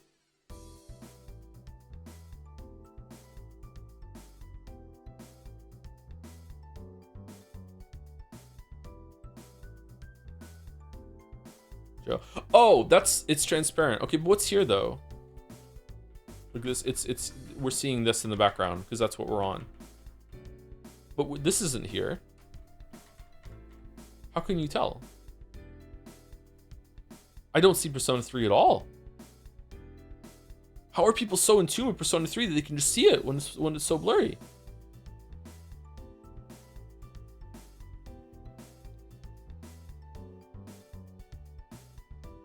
I recognize the box art. Damn. Okay. Thank you, Armva. I really like this Chan. Uwoon Tiny Sauce Chan. By C8, can't believe Joe would do this. What'd I do? Implicit Umineko spoilers for the next 4 images. Implicit. So probably okay, but maybe if you want to be careful. Oh no! Oh no! Oh no! Oh, it's because we stopped Bandle. Mr. Dull's banned Glorp. Oh no. Oh. Well, that sucks. Sorry. I could easily reverse this. It doesn't take that much time, but I won't. The receptionist with huge brow.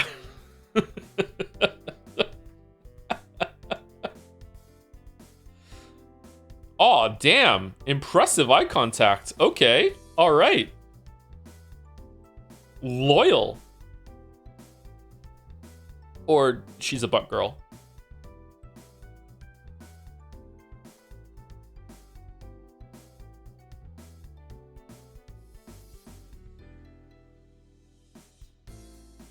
Do.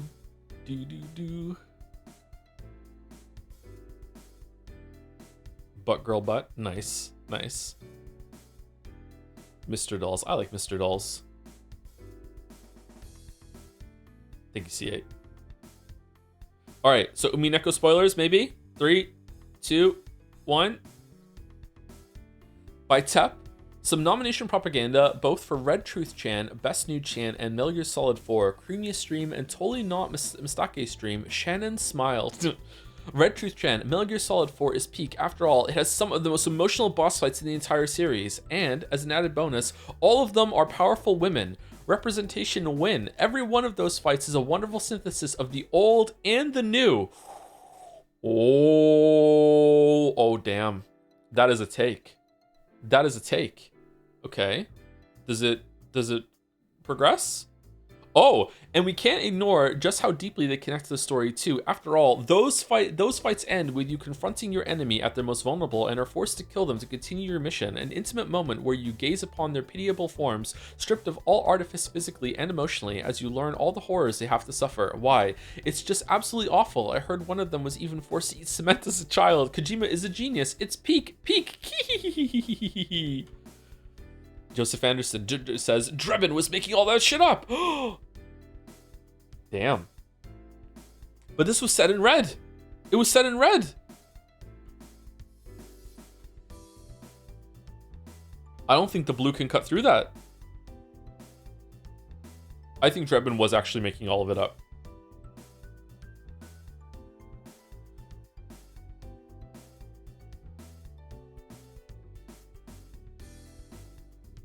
Damn, there are subjective red truths. I mean, that's the spoiler. Thank you very much, Tep. Ooh. Oh, damn. Credits to Dominic for writing all that? Really? Dominic should be in the tags then. By Crumbs, Dear Joe, Mouse, Jelly, and Jads. Alas, it is finished. My farewell piece to all of Umineko. Reunion of the Rodent Witch. Although, that's a good title. Although this is a bit late, I still wanted to make something to commemorate the Umineko streams and all the chaos that ensued, and I hope this picture will suffice to tell how much it all meant to me. Please be sure to look very closely. Oh, I see Date already. Credits to the artists of the respective chans, and if you like it a lot, consider nominating it for Jedsea 2025. There's still time. Oh, is that... I get them mixed up sometimes. Is that Sumari? I think that's Sumari, right? That is Sumari-chan. I really like Sumari-chan. Bikoi Off Snow, Blue Truth Chan, Chandelier Chan, Chessboard Chan, Glorp, Gold Truth, Jelly, Jomsif, Moi, Kaname Date, Mouse, Sho, Teramusa Nanjo, Sumari, Tub of Insects Chan, and Umineko Chan. Where's Tub of Insects Chan?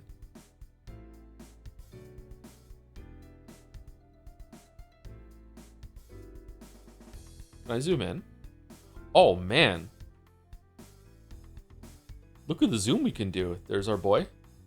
Porno Mag, our boy next to our other boy. Chandelier.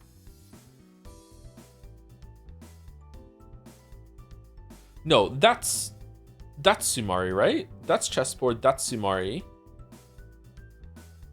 This is Sho, right? I think. Is that Tub of Insects? Next to the tub? Bikoi drink? Oh, the scran on the table. Joms. Oh, there's so many details. The yarn string in the mice on the wall there. That's really cute. I have a question, Crumbs.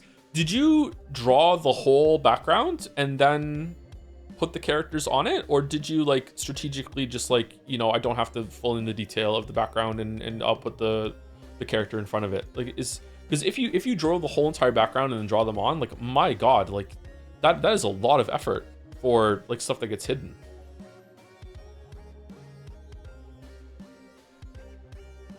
Aw. Jelly, do you support this hangout? They look like they're having a great time. Sick reflections on the floor. I know, right? Look at them. The green version of this outfit goes hard.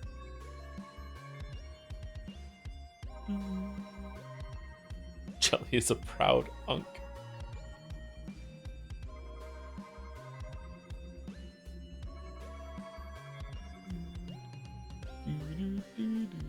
All of the books.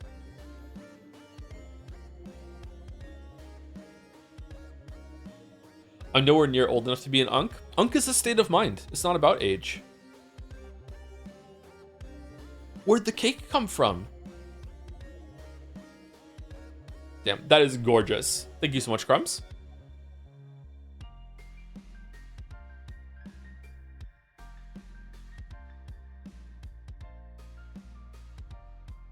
She has a worm scarf. Oh, she does! Yeah, look at the worm scarf.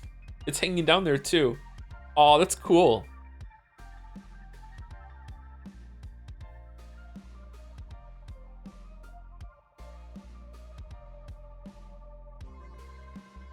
Every Chan was there. Every Chan, every Chan, every Chan, every Chan, Chan, every Chan, every Chan. Can you zoom in on the newspaper under the hot dogs? It has something on it. I can't zoom any further.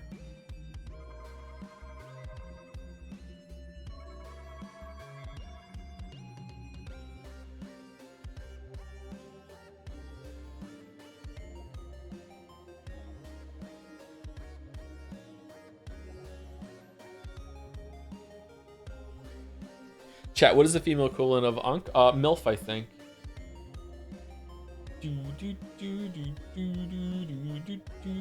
So 6 Chan has the honor of being the only Chan who's had a different design every time she's been drawn. Has she really?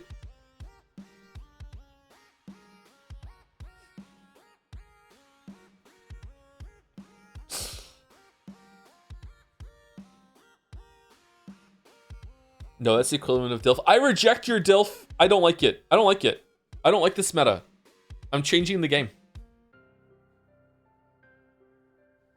As the oldest person here, I have the right to do that.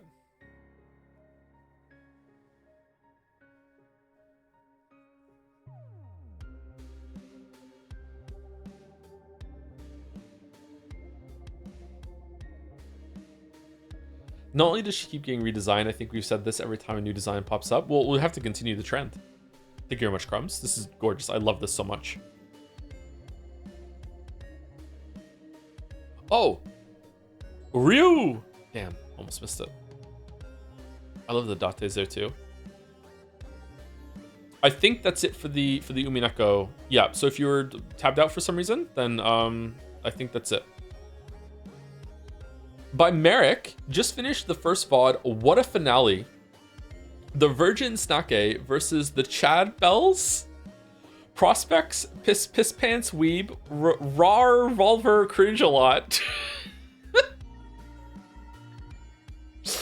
Woman engineered to perfect parry the Bond girl role.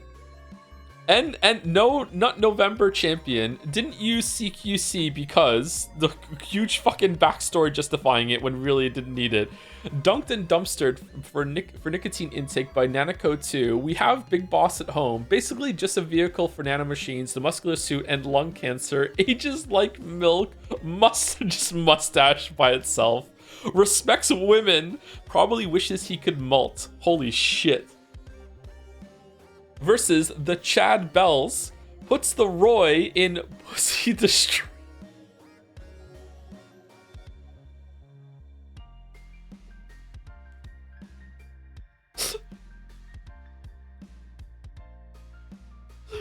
The double ball just so good. No, she could be your daughter. Unhappy. Lucky me. While Raiden studied the blade, I'd study his girl. No mustache, silver foxhound, loves women passionately, ages like wine. While Ryan studied the blade, I studied psychology. Reveal hit chat like smallpox the Inca. Holy fuck. No, I already heard that tutorial on Happy Face, then you'll hear it again. Holy shit.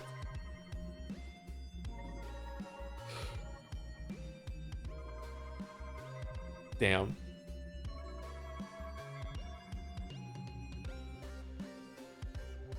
Poor Raiden. Poor Raiden.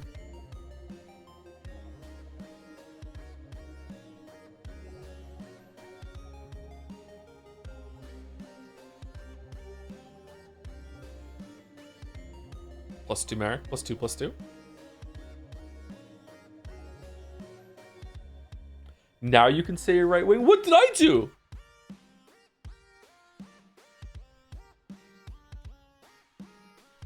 Raiden had a hard life.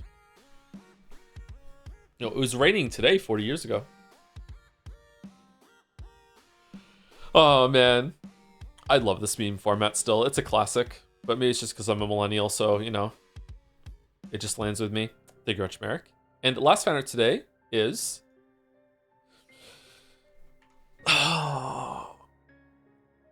Baldur, no sex warning? Baldur! Holy shit! Kept you waiting, huh? Joseph Anderson video game analysis. The mustache. Actually pulling it off? It's the 14th in Japan, so happy 39th birthday, Joe, Tom, Jom, Tosif. Thanks for the many hours of entertainment and helping make my life better. Here's the same picture for the 5th time in honor of your favorite video game series. Don't worry about people calling you old on the internet. They do that to anyone regardless of whether they're really old. Several Jadseans even called me old, and I'm just 24, so don't sweat it. And from everyone else in the community too, even though I didn't ask anyone, happy birthday, Joe. Thank you, Baldur. Thank you. What an ending. What an ending. We need 30 more of these images. There's already quite a few.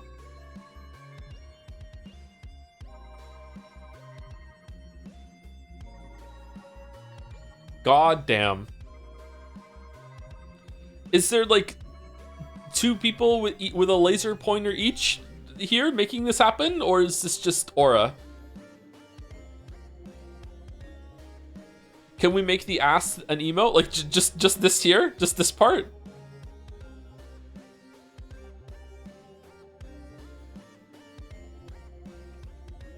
How would that even look in the chat?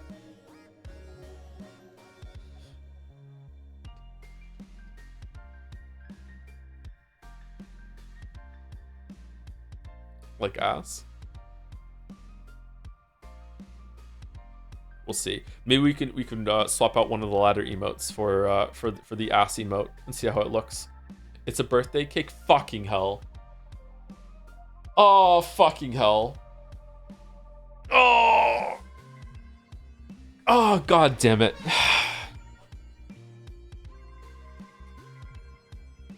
Thank you very much, Harmva. And thank you everyone for the fan art and for the happy birthdays.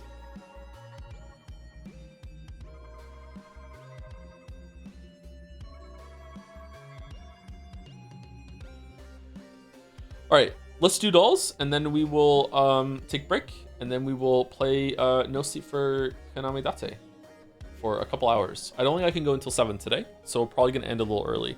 And again, sorry that we started late. My sleep has been awful this week. Absolutely awful. All right, game duel.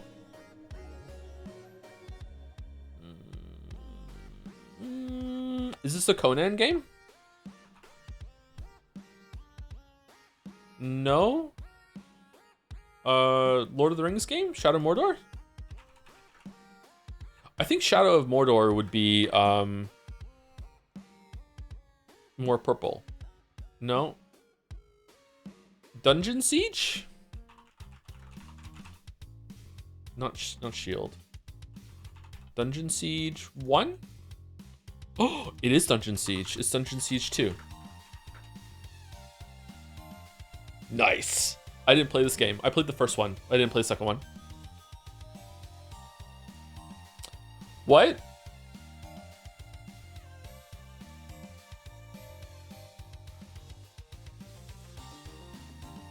That's weird. Silent Hill.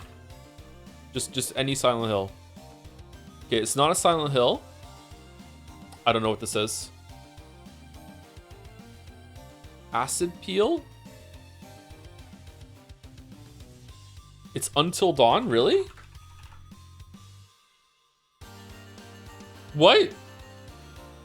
I've played Until Dawn and I don't recognize any of this shit.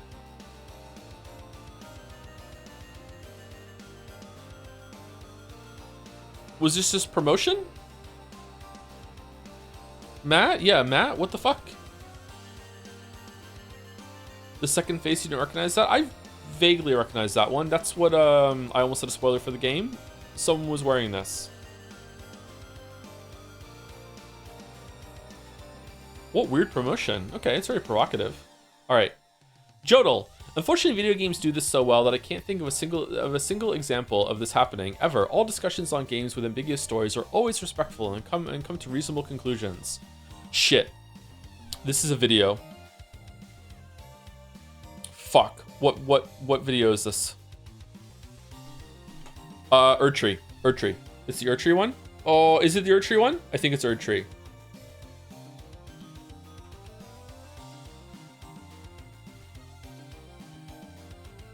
It's either Erdtree or it's Witcher 3 Part 1. It's one of those two. It's a recent one. It's one of the most recent two. Let's do Shadow of the Erdtree. No, it's Witcher 3. No? It's before that?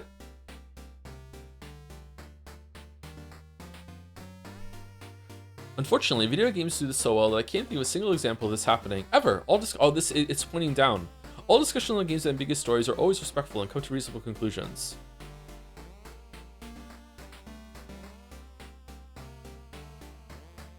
T-Rex Runner. Yeah, okay. I say something like this in the Witcher 3 video, don't I? Or maybe it's in a part that wasn't released yet.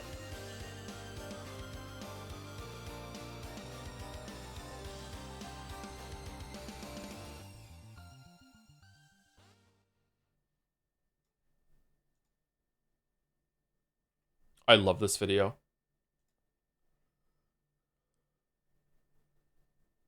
I love this video so much.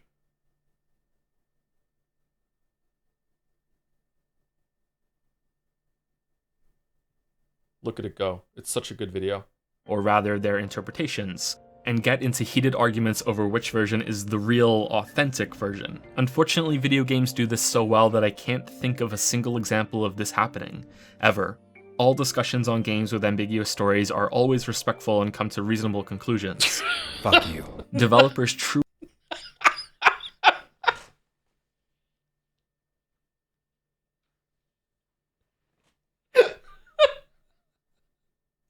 That voice though, do I sound bad? The first time you play this masterpiece will likely be an accident. Google Chrome has a...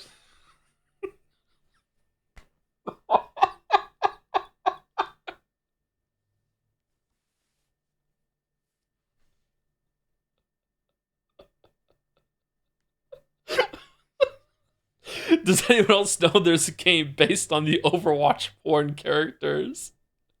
Tabs, Mercy Devil skin, Mercy Witch skin, Mercy Just skin. I love that joke. Mercy Rule 34 analysis, Widowmaker pleb taste, where to buy Mercy cosplay, Mercy into be outfit that actually exists. I mean, I hope that exists.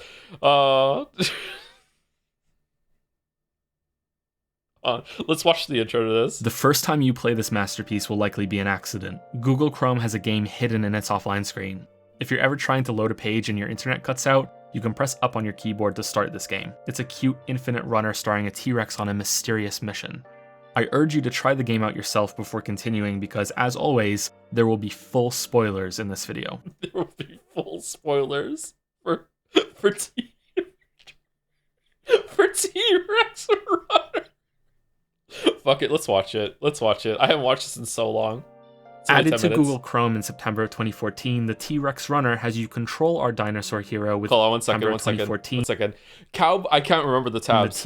Cowboy Bebop fan theory, analysis of what? Of Rex Runner. Neon Genesis Evangelion, I think. Anime like Persona 5, Sailor Moon spin-offs, anime copied Dark Souls, Berserk, not Eminem.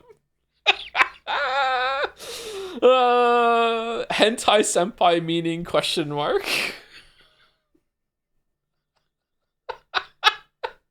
As you control our dinosaur hero with only 2 buttons. Up makes him jump, down makes him duck, and pressing down during a jump will cause him to fall back to the ground sooner. So a bunch of people in the comments for this actually said, what the fuck? I didn't know that you could make him land sooner by pressing down. They actually learned something from this video. You use these controls to slip past obstacles while the game continually propels you through the level. But that's all boring gameplay stuff. Like most games, it's a simple distraction while you discover the true meaning of the artistry that you're witnessing, the story. Yeah. See, video games are unique among all forms of art because they have to deal with interactivity. There's no way to reliably frame something or provide definite direction for the player reaching the conclusion that you want them to have, save for making your video game turn into something else instead. A movie sequence within a game isn't a game anymore. It's a movie. It sounds sort of stupid, but it's also true of reading diary logs or watching scenes of dialogue play out. Unless there's player input, something meaningful for the player to control, it's no longer a game in those moments. Am I like... Do you think a bunch of people have watched this and don't realize it's a bit? Like, I don't know. Like, I feel like maybe I did this a little too well in terms of the straight face. I don't know. Instead of putting in a lot of work creating non-linear narratives with player choices leading to different outcomes, relentless tough decisions, and gameplay actions carrying narrative weight, most developers have opted to do something far more interesting. They deliver a story in pieces, like a beautiful stained glass window that has been smashed with a hammer, and allow you to discover them and put it back together yourself. This is like a jigsaw puzzle you're trying to solve without having the picture on the box to guide you. Plus, you keep cutting your fingers on the pieces of glass so your blood is within whatever conclusion you come to. It really reinforces how much you're invested in the process and how worthwhile it's been. The problem arises when that stained glass window was secretly blank to begin with, and there is no original picture you're putting back together at all. The only image you ultimately see is whatever your blood and imagination makes. A good sign of this would be a lot of bickering and disagreement over important details when people compare their pictures, or rather their interpretations, you see and the get cut into there? heated arguments. Damn! When was this? 2018? And I was over important details when people compare pulling their the thing, pictures, and then when it snaps, or rather their nice, interpretations, and get into heated arguments over which version is the real, authentic version. Unfortunately, video games do this so well that I can't think of a single example of this happening, ever. All discussions on games with ambiguous stories are always respectful and come to reasonable conclusions. Fuck you. Developers truly are pushing this mode of storytelling to new refreshing heights with every game that has you piece together details with nebulous dialogue and vague item descriptions. What makes the T-Rex Runner special is that it has totally...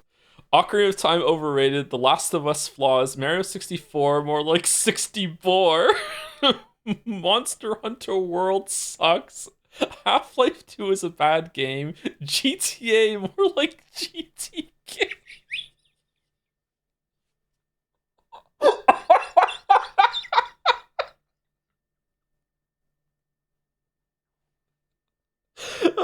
Contrarianism for dummy.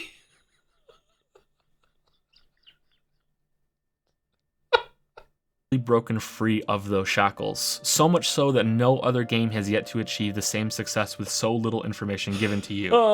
After all, the less that's said to you, the more you get to fill in yourself, which is what high art is all about. There are levels to the T-Rex Runner, and I don't mean that in the insignificant, childish term of video game levels. I mean levels of meaning, levels of comprehension. Both for what each individual person will be able to grasp and to cater to the different literary intelligence levels of the audience. Yeah, very low in my case. Laughing at your own jokes is, in my defense, I don't remember making these jokes. So like they're new jokes to me. Like I don't like It's a game for everyone. It's a game for no one. Juxtaposition.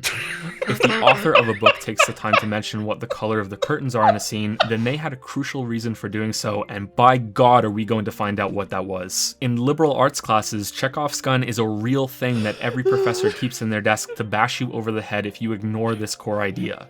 Hours must be spent figuring out why a semicolon was used instead of a period. Without this rule, all of literary criticism would collapse into itself, creating the second greatest tragedy to ever befall mankind. The first greatest would be there'd be no one left to analyze the books written about it. Yeah. The heart of all literary analysis lies in questions. T-Rex Runner immediately captivates any that begin to play with one so simple yet so compelling that it becomes an inescapable vortex of further questions, deeper questions, until you're spat out with revelation after shuddering revelation. Ooh. It all begins with this. Why is the T-Rex Runner running? I just got chills. Is he running to something or away from something? The answer you may jump to is that this is some sort of humorous recreation of the extinction of... Man, I put so much effort into matching the fucking things in the background. This is from the game Evo, Search for Eden, the Super Nintendo game. That's actually pretty good. It's aged, like, it's not like the most fun game now, but like this was a really cool game. event that the dinosaurs went through. Our T-Rex is running from the spreading destruction caused by an asteroid that hypothetically collided with the Earth somewhere nearby. However, if you progress past the first few cactus jumps, you'll begin seeing pterodactyls flying toward you. Since they can fly, they would obviously be able to see farther than our hero A mask, in case you miss it. T-Rex, and wouldn't willingly fly toward anything as dangerous as a shockwave spreading out from an asteroid impact site. Again, everything is intentional. You need to remember that. Yeah. These pterodactyls could have easily been flying in the same direction that we are traveling in, and we're simply running so fast that we're overtaking them. But this isn't the case, and that's really important. True. Does this mean the T-Rex runner has an intended destination? Not necessarily. He could still be running from something, and I will posit his motivations are more than clear in just a moment. Foreshadowing. But we can safely assume there's nothing actively chasing him. Nothing physically present in the world, at least. The next clues come from repeated exposure to the game. Failure and restarting is a core part of the narrative experience in T-Rex Runner. While far more shallow games would use this as an indicator that you need to improve your technical mastery of boorish gameplay, here we see it used in a far more compelling and worthwhile way to further the narrative. Satire often has an actual point underneath it. I wonder what it is of this video. These questions come as if they're a loose string that you notice, causing the whole shroud to unravel after one. This is the only time I have ever played this game, and I was like, how could I match it with what I'm saying right now? Oh, there's that game where you're a yarn person. Okay, let's just get that and play this for fucking 5 minutes. Errant tug. Why would a T-Rex be defeated by something as small and trivial as a plant? That's true. Barbed or Why? no, a T-Rex would be capable of plowing right through these cacti. Same goes for the pterodactyls, which should present themselves as a meal on wings rather than an adversary for our hero. Remember, everything was decided on purpose. Our T-Rex could have easily been a far less fearsome dinosaur. But one of the most famous predators in history was chosen to be our avatar and our key to unlocking one of the greatest stories in video games for a deliberate reason. The final puzzle piece is on the T-Rex himself. Something you have no doubt noticed is missing. Teeth. This T-Rex has no sign of the dinosaur's most prominent features. No predatory grin, just a vacant mouth standing out so clearly for you to notice it. Here's what's really happening here. Our T-Rex is not really missing any teeth. Our T-Rex is a vegetarian and ashamed of it. He views it as a defect. Every plant he collides with results in failure because he is ashamed that he wants to eat plants instead of meat, and every pterodactyl he bumps into comes with a wave of nausea and shame for something he should crave but instead disgusts him. Now consider the setting, chosen so carefully by both the T-Rex Runner dev team and the character himself. Why a near desert Automata? where he should encounter the least desert. amount of Okay, temptation alright. to consume plant matter. Nice. Far from the scorn of other T-Rexes, which I propose is what he truly believes he's running from, his home.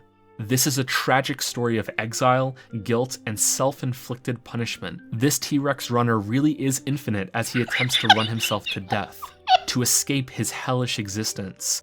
Every time you fail means a flashback to the failure of his nature, or another irresistible meal and a new start to run off all of his energy to the point of deathly exhaustion. It's further supported by the day and night cycle that eventually begins partway through your run. It's not just a cycle for the sake of atmosphere, or else why would the background change each night to mark the passage of time? Every day spent running is closer to the sweet release the T-Rex craves.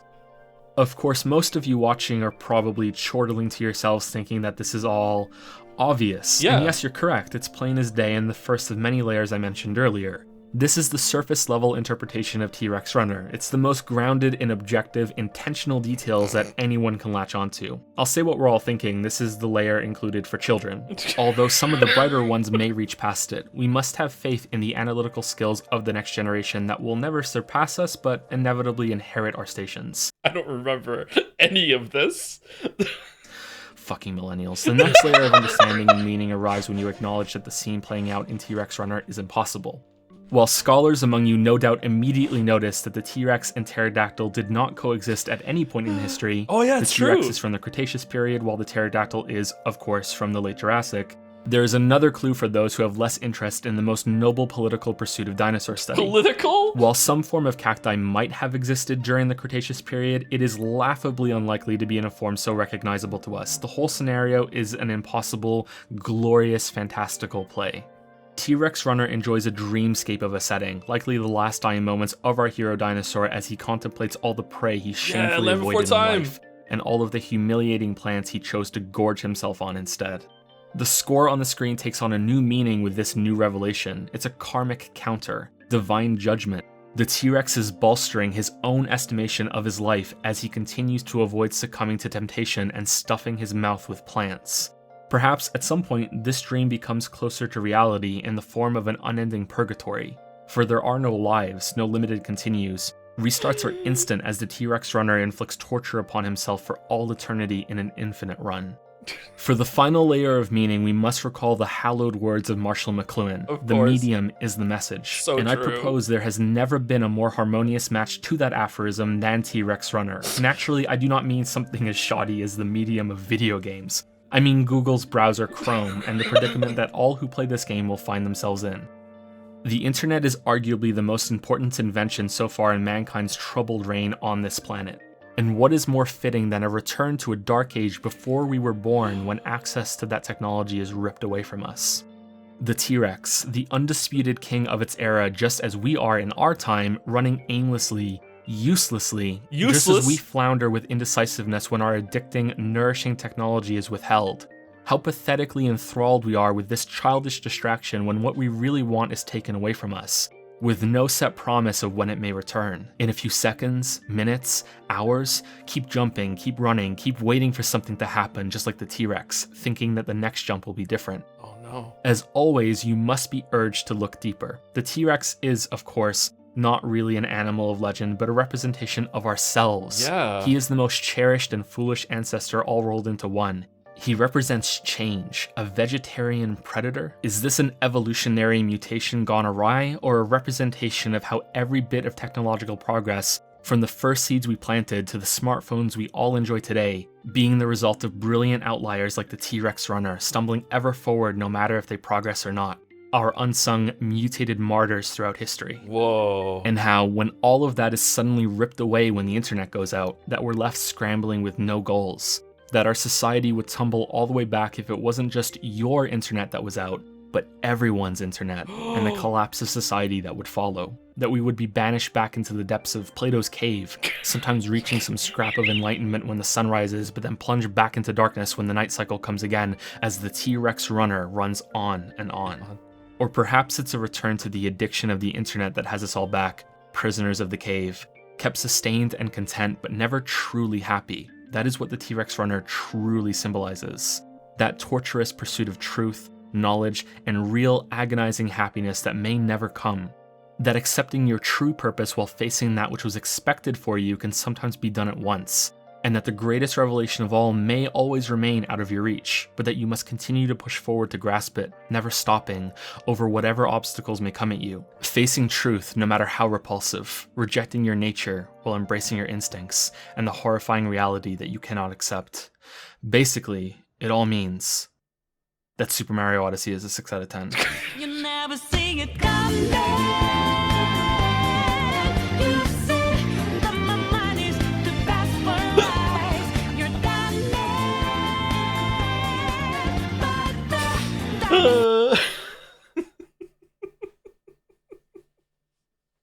Plus two out of 10. Nice one. It goes on a little too long at the end. Like this part to here is a little bit too long, but it's all building up for that at the end with the punchline. Yeah. That was funny. I don't remember writing that at all. There's a lot of lines there like that I'm hearing like for the first time. Yeah, it was funny. So this was on April 1st, 7 years ago, I think. Yeah, April 1st, 2018. Yeah. Or are you losing memories of 40? Huh? There's a lot of videos that I don't remember. What does that matter? I know. Why does it matter? Yeah. Why does it matter? Is this the funniest video that I did, or is the Cuphead modest tutorial one funnier? Those are the only two videos I've ever done that are like meant to be like comedy. How difficult was it to record the audio for this without laughing at every line? It was very difficult. Very difficult. Yeah. There are parts when the scripts get really, really, really long. Sometimes I will forget a joke. So as I'm recording it, I will get to a joke and I'll read it out loud and I'll just burst out laughing and I have to do multiple takes. Sometimes the laugh that I keep in the video recording is actually me realizing that the joke was there and I forgot about it. The Elden Ring DLC opening might be funnier. I'm not sure. Should we do the Cuphead video?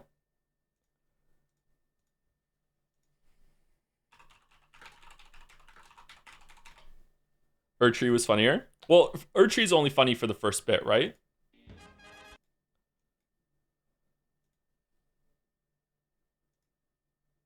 Oh, everything else isn't meant to be funny? You have that bad takes? Okay, alright. Cuphead is finally here, and it is a doozy. Suffering multiple delays after its impressive reveal trailer, it feels like a miracle that we get to play it at all. I don't think I'm alone in saying that the visuals grabbed my attention so much that I avoided seeing any other trailers on the game. Maybe that wasn't for the best though, because it turns out Foreshadowing is a literary device. Alright, so it's important that I didn't see any more trailers because, yeah, okay. Sorry, I'm explaining the joke. Cuphead isn't anything like we expected it to be. Turns out Cuphead is like a lawn gnome, short and hard, and like all gnomes, it defies convention and ends up as a maniacal art piece. A subversion of everything that modern games stand for. There isn't much to spoil, but I will be showing the entire game, every bit of it, over the next few minutes. All of the big surprises and big reveals, so be warned if you want to continue. So here's my review for Cuphead, the latest, hottest game from the guys who brought you Hollow Knight, as you can tell from the art style. This game has been all over Twitter lately because of how it looks. Non-stop tweets about how gorgeous it is, and you can tell that they're right. Team Meat really upped their game for this one. But who cares about how good it looks when how it plays is what matters the most? A review wouldn't be worth anything if most of it was spent talking on things that weren't gameplay. While I am pleased and relieved to report that Cuphead has some of the tightest, most responsive controls I've ever come across. On the main menu we hit start and already we're off to a great beginning because the game reacts right away. This type of quick response is so important, and this continues once we're into the game. I hit jump and I jump. Yeah. Just great, really tight controls, unlike some other game that might not work that way. Just imagine a game where you hit jump and then your guy doesn't jump. If I ever played a game that worked like that, it would be totally ruined. I've watched people play So in case it's not clear, that's criticizing some reviewers that are like, this game has really tight controls. When you hit the button, something happens. Okay, whatever, dude. Like, what games aren't like that? Like, it's pretty rare. You aren't playing some fucking slop nowadays. Like, holy, sorry. Anyway. Mario before, and it works the same way in those games. And what could be better company than Mario for a Metroidvania platformer like Cuphead? Things get different after this though. Whereas I know Mario has at least 2 levels because I've heard that spooky underground music, Cuphead is a lot more focused. Let me walk you through it. Anyone who only does video game reviews like me has, like I said, watched someone else play Mario at some point. So when I moved right, I knew I could jump. That's obvious. But then Cuphead does something really interesting. Instead of holding your hand, it puts a brick wall of difficulty in your way. It took me about 8 hours to beat Cuphead. That might be a little longer than most people, but I'd guess I'm close to the average. An hour of that time was spent right here at the start, and looking back, I think it was a really brave decision on the part of Team Meat to hit players with their difficulty right off the bat. See, since I'm a game reviewer, I noticed whenever I jumped it wasn't always the same height. I still don't know what causes it because I'm not a programmer or anything, but you can see it as I run from the start here. Different heights on some jumps. I thought there was some sort of dice roll to it, some randomness or RNG for any newcomers who aren't familiar with the really technical term. This immediately made me think of one of my favorite games, Hearthstone, or Diablo, so many games by Blizzard really, and they're one of my favorite developers, so Cuphead was once again in good company. Yeah. Blizzard is just like Nintendo and Bethesda. Their games are so good that I already know when I start my review that it's going to be a high score. I don't have to sweat and worry whether it'll be a 7, 8, or 9 out of 10. Instead, I only have to worry about how high the decimal point will be after the 9. And that makes my job so much easier as a reviewer, so I enjoy the game even more. It really justifies the score. They're really great developers. So I'm jumping and jumping thinking it's only a matter of time before I get a high dice roll and make it to the top of the cylinder thing, because why else would I have spent so much time jumping against it over and over? It was only an hour later that I finally saw it, the text in the background. Yeah. Let's go back to Mario for a second. See, Cuphead is really hard, and I know from when I watched someone play Mario that Cuphead is way harder than that. Because that game, Mario, didn't have to put text on the screen to help you out. This means it's so much easier.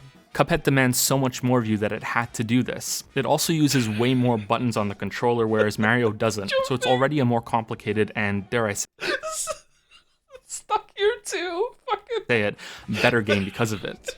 Reading this text made me stop in place. I had to shiver as one of the first of many deep revelations about Cuphead swept over me. Creating a challenging game wasn't enough for Team Meat. No, they had to create a gripping experience on top of that. Think of the name, Cuphead, an empty cup waiting to be filled, an empty head waiting to be filled. Oh. No ability for independent thought. The game doesn't let you overcome this obstacle on your own. No, you have to become Cuphead and allow these text messages to fill your mind. You can't proceed without doing this, no matter how hard you may try. It's incredible. Even after you know what to do, this isn't easy. It was another half hour before I finally got this timing down, and your reward is a much easier task of jumping through the floor. Still fucked it up though. Then the second trial begins. I want to stop and focus on the shooting here, a system that was made just for one part. That's all, developed and refined just for this. The game feel is sublime here. Notice how your bullets go through the block below your target, not only informing you that you're shooting the wrong thing, but also something that you can feel. You can feel. So again, this is criticism how people misuse the term game feel without like really knowing what it means. So just feel the bullets go through. The bullets going through the wall and everything. Just great game feel all over this game. Great game feel, yeah. This trial is easier than the first one because now you know what to do. Embrace Cuphead, follow the instructions. If you're feeling stubborn though, then this time you can break out of sequence and embrace randomness instead. Jumping and shooting has a chance of breaking the target, something I decided to do just to fight back against the game a little bit. That's how engaged I was with this cat and mouse routine it had started. As if to punish me, the next trial, or let's use proper terminology and call it what it is, a level, was a boss. Cuphead is once again unafraid of breaking conventions. It puts the boss in the middle of its duration, not at the end. This is where you'll spend the lion's share of your time with the game. A boss that has no attacks, has no way of killing you, and is still one of the most intense encounters I've played in a game. You need to jump and then bounce off these pink lights, 3 in a row, or else you can't make it over the next obstacle, and believe me, I tried. This is a 3-stage timing challenge that's rough even for the first one. This is like the jump and dash from earlier, way earlier in the game, because Cuphead expertly builds on prior lessons without any filler. Maybe most players will beat this challenge in only 2 hours or so instead of the 6 that I needed, but I don't care. I'll admit how difficult this was for me and how accomplished I was at the end. When I finally did this, the whole day was gone and I needed to shave, but I also didn't need to anymore because I was a man now. I had beaten it and had earned my next reward. You may think I'm crazy for sticking with it for so long, and I don't blame you. I was tempted many times to give up, but I'm a game reviewer, and I've watched enough people beat Dark Souls to know that sometimes you need to knuckle down and get through a tough part of a game. And now I understand why so many have in bleeding edge difficult games like Cuphead, Dark Souls, Crash Bandicoot, and What Remains of Edith Finch. A ghost appears next, and how fitting that it's a specter, a tease of what the game could have been if it wasn't biting commentary on typical gameplay trends. Co-op, multiplayer, I love What Remains of Cuphead Edith only Finch. brings up such things to ridicule them. And the ghost keeps spawning again and again, no matter how many times you clear it. A constant reminder of the false promise of the early trailers, and the artful bait and switch that Team Meat has performed for us. There's also the potential lore of the ghost and the coin. Like much of the game, it could just be a parody of other modern titles with so much unnecessary fluff, but who knows anymore. In a post-Dark Souls world, and make no mistake, Cuphead revels in that world. There could be layers of hidden meaning here. I look forward to watching a 2-hour-long video on each of these mysteries. I think it's a good sign for a game story when you'll spend more time watching things about it on YouTube than you will playing it. That's depth. It's also how it ends, the parting That's depth. mystery that the game concludes on. There's a door to the exit. An exit to what though? A place to spend your coin? Something new to shoot? No, Cuphead does none of these things. It doesn't even have credits. It ends like it crashes, spitting you back to your desk. So I actually did put some work into making it like how could a game reviewer actually have this authentic experience? So no one was expecting someone to be stuck on the tutorial for 8 hours, therefore it crashed when you finally got through it. So that is meant to be actually, it's supposed to actually make sense. Anyway, this is my fucking background that I set up for this. Bill Nye clips Flat Earth denial, Flat Earth proof, Cosmos season 1, Owls, Shammy's crimes, Shammy, Mandalore hate file, Turbo selfie, turbo button, New Zealand lingo, Discord dragon pics, Discord. Was Discord? I was on Discord at that point. Jojo, Wyvern's gone wild. There's a lot here. There's a lot here. Cuphead hour. The story is that is also, if you look at this, I'm lying in the video. It actually took me more than 8 hours to beat it. It actually took me 17 hours to do it. Oh man, atheism memes, conspiracy updated, Elon Musk file, space pics, Cuphead guide. Oh man, what's the other one? Oh, scarily, this one here, C4VKHCD. Okay, I just left this. This is a real file I had on my desktop, and it was just a cute video of a dog in the snow. It was just a really cute video. And I just left this on here just as like mystery, like what it is. And someone actually went through the video and found this, like the link that it was on like Imgur or whatever, and I actually linked it. It's just a dog. I was like, damn, that's scary, man. That someone did that and found it.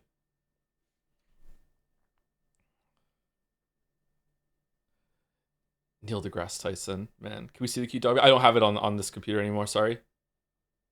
Fucking horse porn. Stop to think about what you experienced, and how so many other games can only hope to compare. After 8 hours, I knew that this was the end, but it still took me by surprise. The game is a bit short, and that might be a negative for some who are wanting something a bit more standard. Even though I know I'm not the best player, I'm no esport pro or anything, but I know that I do okay, just fine. So even if other players beat this game fast— Oh, did people find the dog? Oh, nice. Can I click on that and show it? Is it safe? Hold on, I'll see it afterwards. than I did, they will still have at least several hours of entertainment while going through this, on the pink light boss especially. Unfortunately, there's no New Game Plus mode at the moment.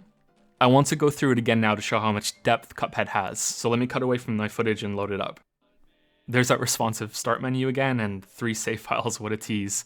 Seriously, they committed so much to— So the audio is a little bit off here, and it bothers me still, that I didn't do this live. I didn't record it. Like, I actually, like, I did myself, I recorded myself playing it, and then I did voiceover for it. I didn't talk as I was playing the game.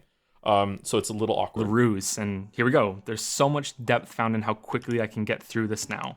I've conquered the game and it's mine. I don't even need to read the text anymore. My Cuphead is already filled with all this information. We'll shoot the proper way this time. I think it'll be much faster and you can see how it's meant to be done. And then we're on to the next part. I hope I can do this one first try, and even with the boss here, you can— oh, look at that. I didn't notice that before. You can use the third light as a springboard to get up This is a bad take. after all. That's another great example of the depth in Cuphead's encounters. That's probably something useful for the speed run of the game too. That'll be a big time save. The ghost and the coin feel like old friends now, still mysterious. And there's the exit. From 8 hours the first time to less than a minute the second time. How many other games can boast— wait.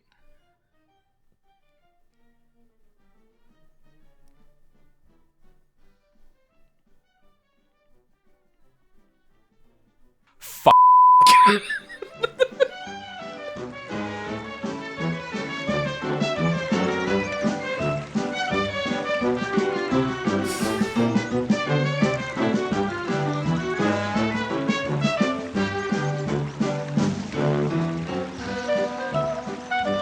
8.8. Pros, great art style, depth, game feel. Cons, really hard, a bit short, not made by Blizzard, Nintendo, or Bethesda. Did you beep the word fart? No, I just beat fucked. I thought it was funnier with it being beeped out. I don't know. Sometimes the censor is makes it funnier somehow. Do you know the Super Best Friends play clip where they talk about one of their old coworkers who said they have faith in the 3 Bs, Bethesda, BioWare, and Blizzard? Did they really? Damn.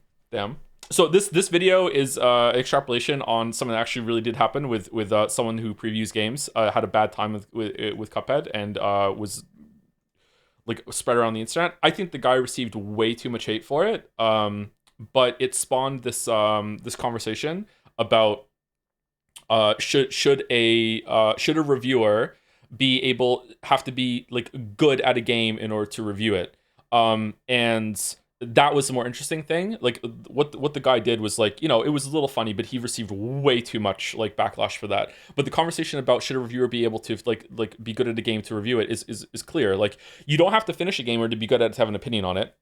Definitely, like, you can still have very worthwhile perspective and everything like that. But if you're doing like an official review of a game, I think that at the very least, you should have to finish it on like easy at least, right? I think that's what you need to do. And it blew my mind at the time that there were people saying that no, you don't have to finish a game or to be good at it to finish it. There is some weirdness there though when it comes to like, okay, well, what if a game is like Hades or Gungeon and you can play it over and over and over again, or if it's a multiplayer game, that sort of thing.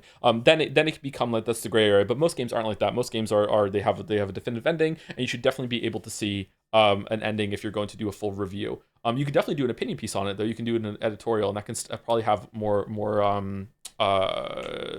merit than some reviews sometimes. Yeah,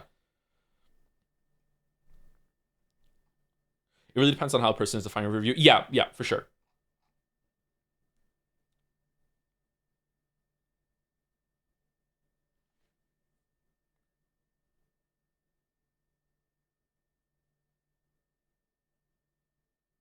If the game is shit for 10 hours, you need to play more. I would say if you are a paid reviewer or a professional reviewer, yes. This is something that what was that famous movie critic? He's dead now. Is it Ebert? Is it Roger Ebert? Am I getting the names mixed up? He used to have like a show with someone else, and maybe sometimes I conflate their names. Roger Ebert once said that he was in a movie so bad that he walked out in the middle of it, and he really regretted that. He said, from now on, I will finish a movie before I do a review on it." I just think that to be fair, to appraise something, you should see it to the end. There are some exceptions though, but most games don't really qualify for those. Yeah, it was with Siskel. Oh, Ebert and Siskel. Yeah, okay. Movies are way shorter than games. So yeah, it seems weird that like a movie reviewer would get up and just walk away when there's such a short passive experience compared to games. But yeah, I don't think it's fair to review something without finishing it. Like Steins Gate. Yeah, I've never done a review on Steins Gate, but I have an opinion on it. You can definitely have an opinion, 100%. Like no one's saying you can't talk about something, but to have like a formal review, you should finish it. What if a bad movie is only bad for the first half and then it's really great in the second half, and then it turns out that it was bad on purpose for the first half? It's meant to be bad. No, you don't see it's meant to be bad. This also applies to sports, funnily enough. You can't properly judge a whole game properly if you did not see until the end. Well, yeah, that it makes more sense in sports because there could be some like turnaround big top moment at the very end, right?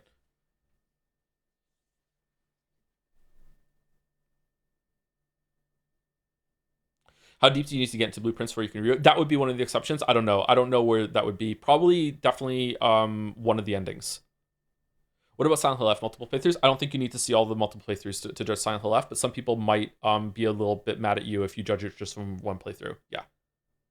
Is that why you finished Darkest Dungeon? Yes, that is why I finished Darkest Dungeon, and also why I finished No Man's Sky. I feel very strongly about this. Yeah.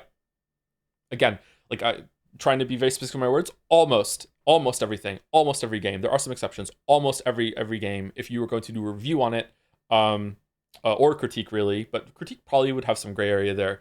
Because a critique is not always going to be like a formal review of if it's worth money or whatever.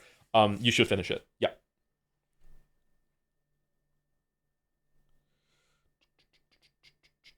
One issue is publishers intentionally don't give reviewers enough time with the game before embargo lift to finish it before they want to hide something. Yeah, but then the reviewer should just not publish the review then, right? Like it's like the reviewer. I understand that it sucks for them that the first day or whatever is when all the hits come in, but like if you're not done the game yet, if you didn't have enough time, then that sucks, and they should give you more time. But also like you haven't done your job yet, so you should finish the game before you do your review.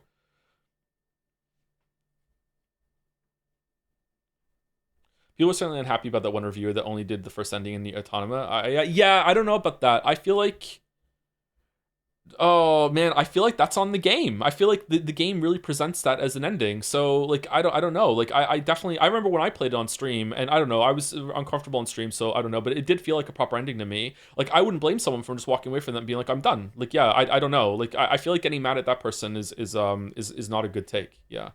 But I also think that when IGN reviewed that Pokemon game and said too much water, I think that's legit criticism. Like when you're playing a Pokemon game, like you're constantly under attack from wild Pokemon when you're in the water. So saying there's too much water in this game because you're having too many wild encounters, I think that's legitimate criticism for the Pokemon game. It just sounds really really funny. Like yeah, I think there can be too much water. Yeah, but it got memed because it sounds funny. Yeah. I don't know, big disagree. You disagree about the Nier Automata thing? I can't remember very clearly how it ends in Nier Automata, so like I'm not sure. Like maybe if I played it now, it'd be obvious that there's more to it. Yeah, I don't know.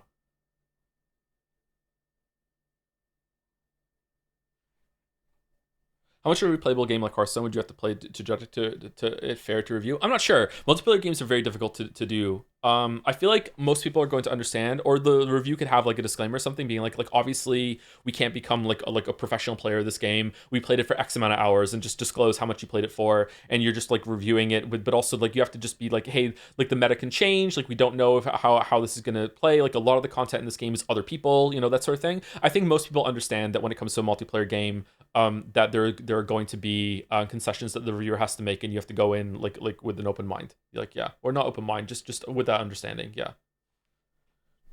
Reviewed in patch XYZ. Yeah. Like, I feel like I haven't done that enough in some of my videos. I need to make it clear in some of the videos I'm playing it at this time on this patch or whatever, because it might be changed. Darkest Dungeon is a video that has gotten, and No Man's Sky are videos that have gotten comments being like, hey, like this isn't true. Like what are you talking about? It's like, well, no, it was patched in later. Same with Hollow Knight, with some of the bosses they added in later too. Yeah, I don't know. Do you want to watch the opening of the Shadow of the Erdtree video too to see if it's funnier than these two? I think it probably is, actually. These jokes go on for a little bit too long. Near A currently ends with a disclaimer about having done the first route, but apparently that was patched in. Oh, does it? Okay. Did I play it when it was patched in or no?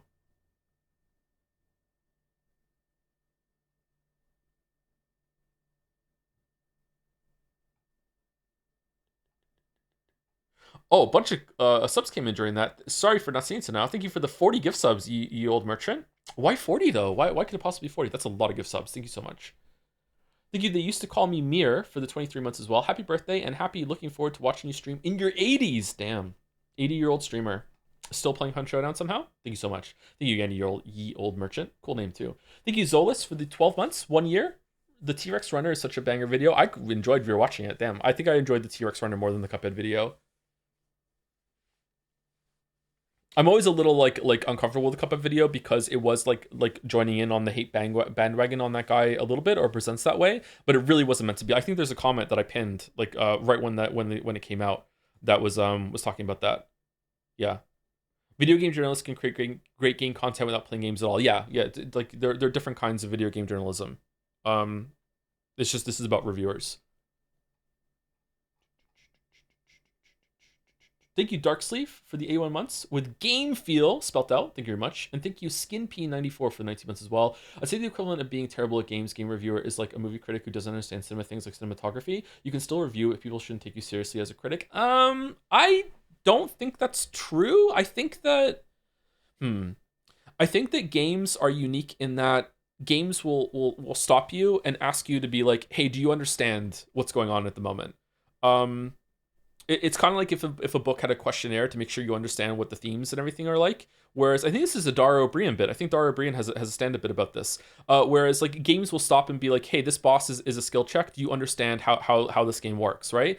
Whereas movies don't do that. I feel like you don't have to have that deep of an understanding about a bunch of things in order to have a worthwhile opinion and a take, especially if it's like someone who's new to movies or new to games. I think someone who is new to video games could make a review about like Elden Ring or whatever, and this is like the first hardest game I've ever played. I think that has a lot of value. Like if they like, this was my struggle, this is what I learned, I had a lot of difficulty here and here. I think that has a shit ton of value. And I think the same can go for someone who isn't caught up in like, oh, here's all the cinematography techniques that they were using, everything like that. Instead, I'm just going to judge like what the experience was like as more of a layman, as the movie like washing over me, that sort of thing. I think that has value, yeah. But when it comes to like the why video games are exceptional is that if you're not good enough to finish them, you won't see the ending, you won't see all the content, so you can't really judge it. So I think that it does have value for sure. Yeah.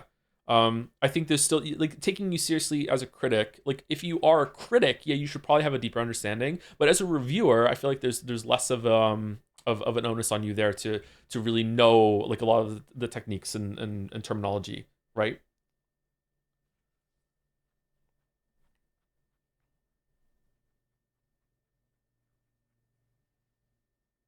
Yeah, okay. I don't think we need to react to any more videos. I don't think we need to do a Shadow Your Tree video. We already did a watch along of that one too. But yeah.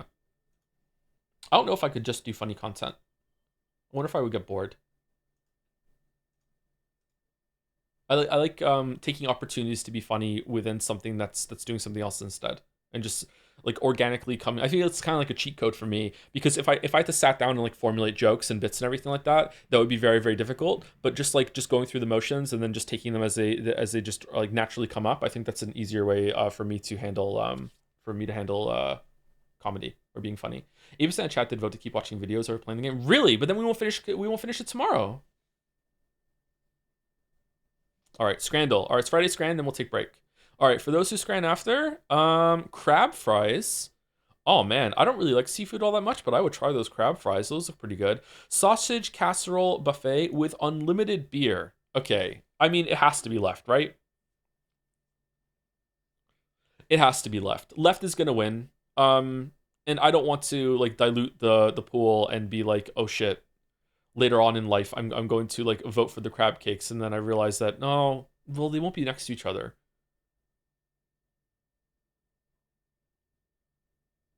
Yeah, let's go with the beer. Okay, Friday Scran, here we go.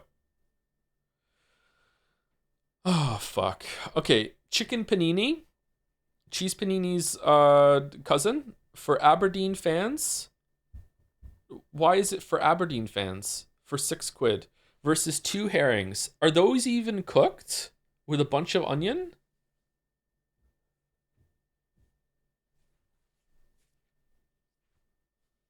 Huh.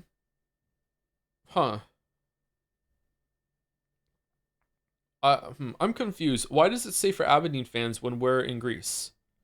Was this poison for the Aberdeen fans that showed up, or what?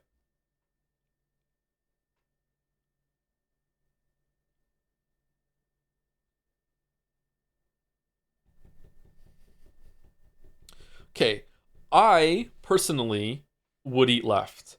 However, I feel like right might have some appeal to people that like this sort of thing, and like, oh, actually, the more I look at it, the more it looks kind of gross, even for fish. This looks like it's melting. Like walruses. Hypothetical walrus, would you eat right? Have you tried ceviche? I have not, no. With loose raw onions? Kind of gross, right? It's a huge delicacy in the Netherlands. Is it? Is this a good version of the delicacy or no?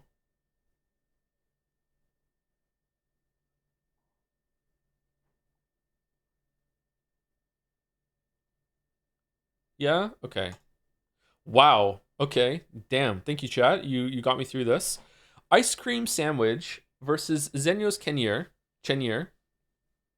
Okay. Probably definitely not the worst of the onion bread that I've seen. Left is the ice cream sandwich. I don't like mixing the bread with the ice cream, but like it's cheap. You get some ice cream, you can eat it. I'm going left. It was right. Okay. All right. Sorry, I forgot what day it is. I need to start going on the right now. Bovril, strong enough to melt the cutlery.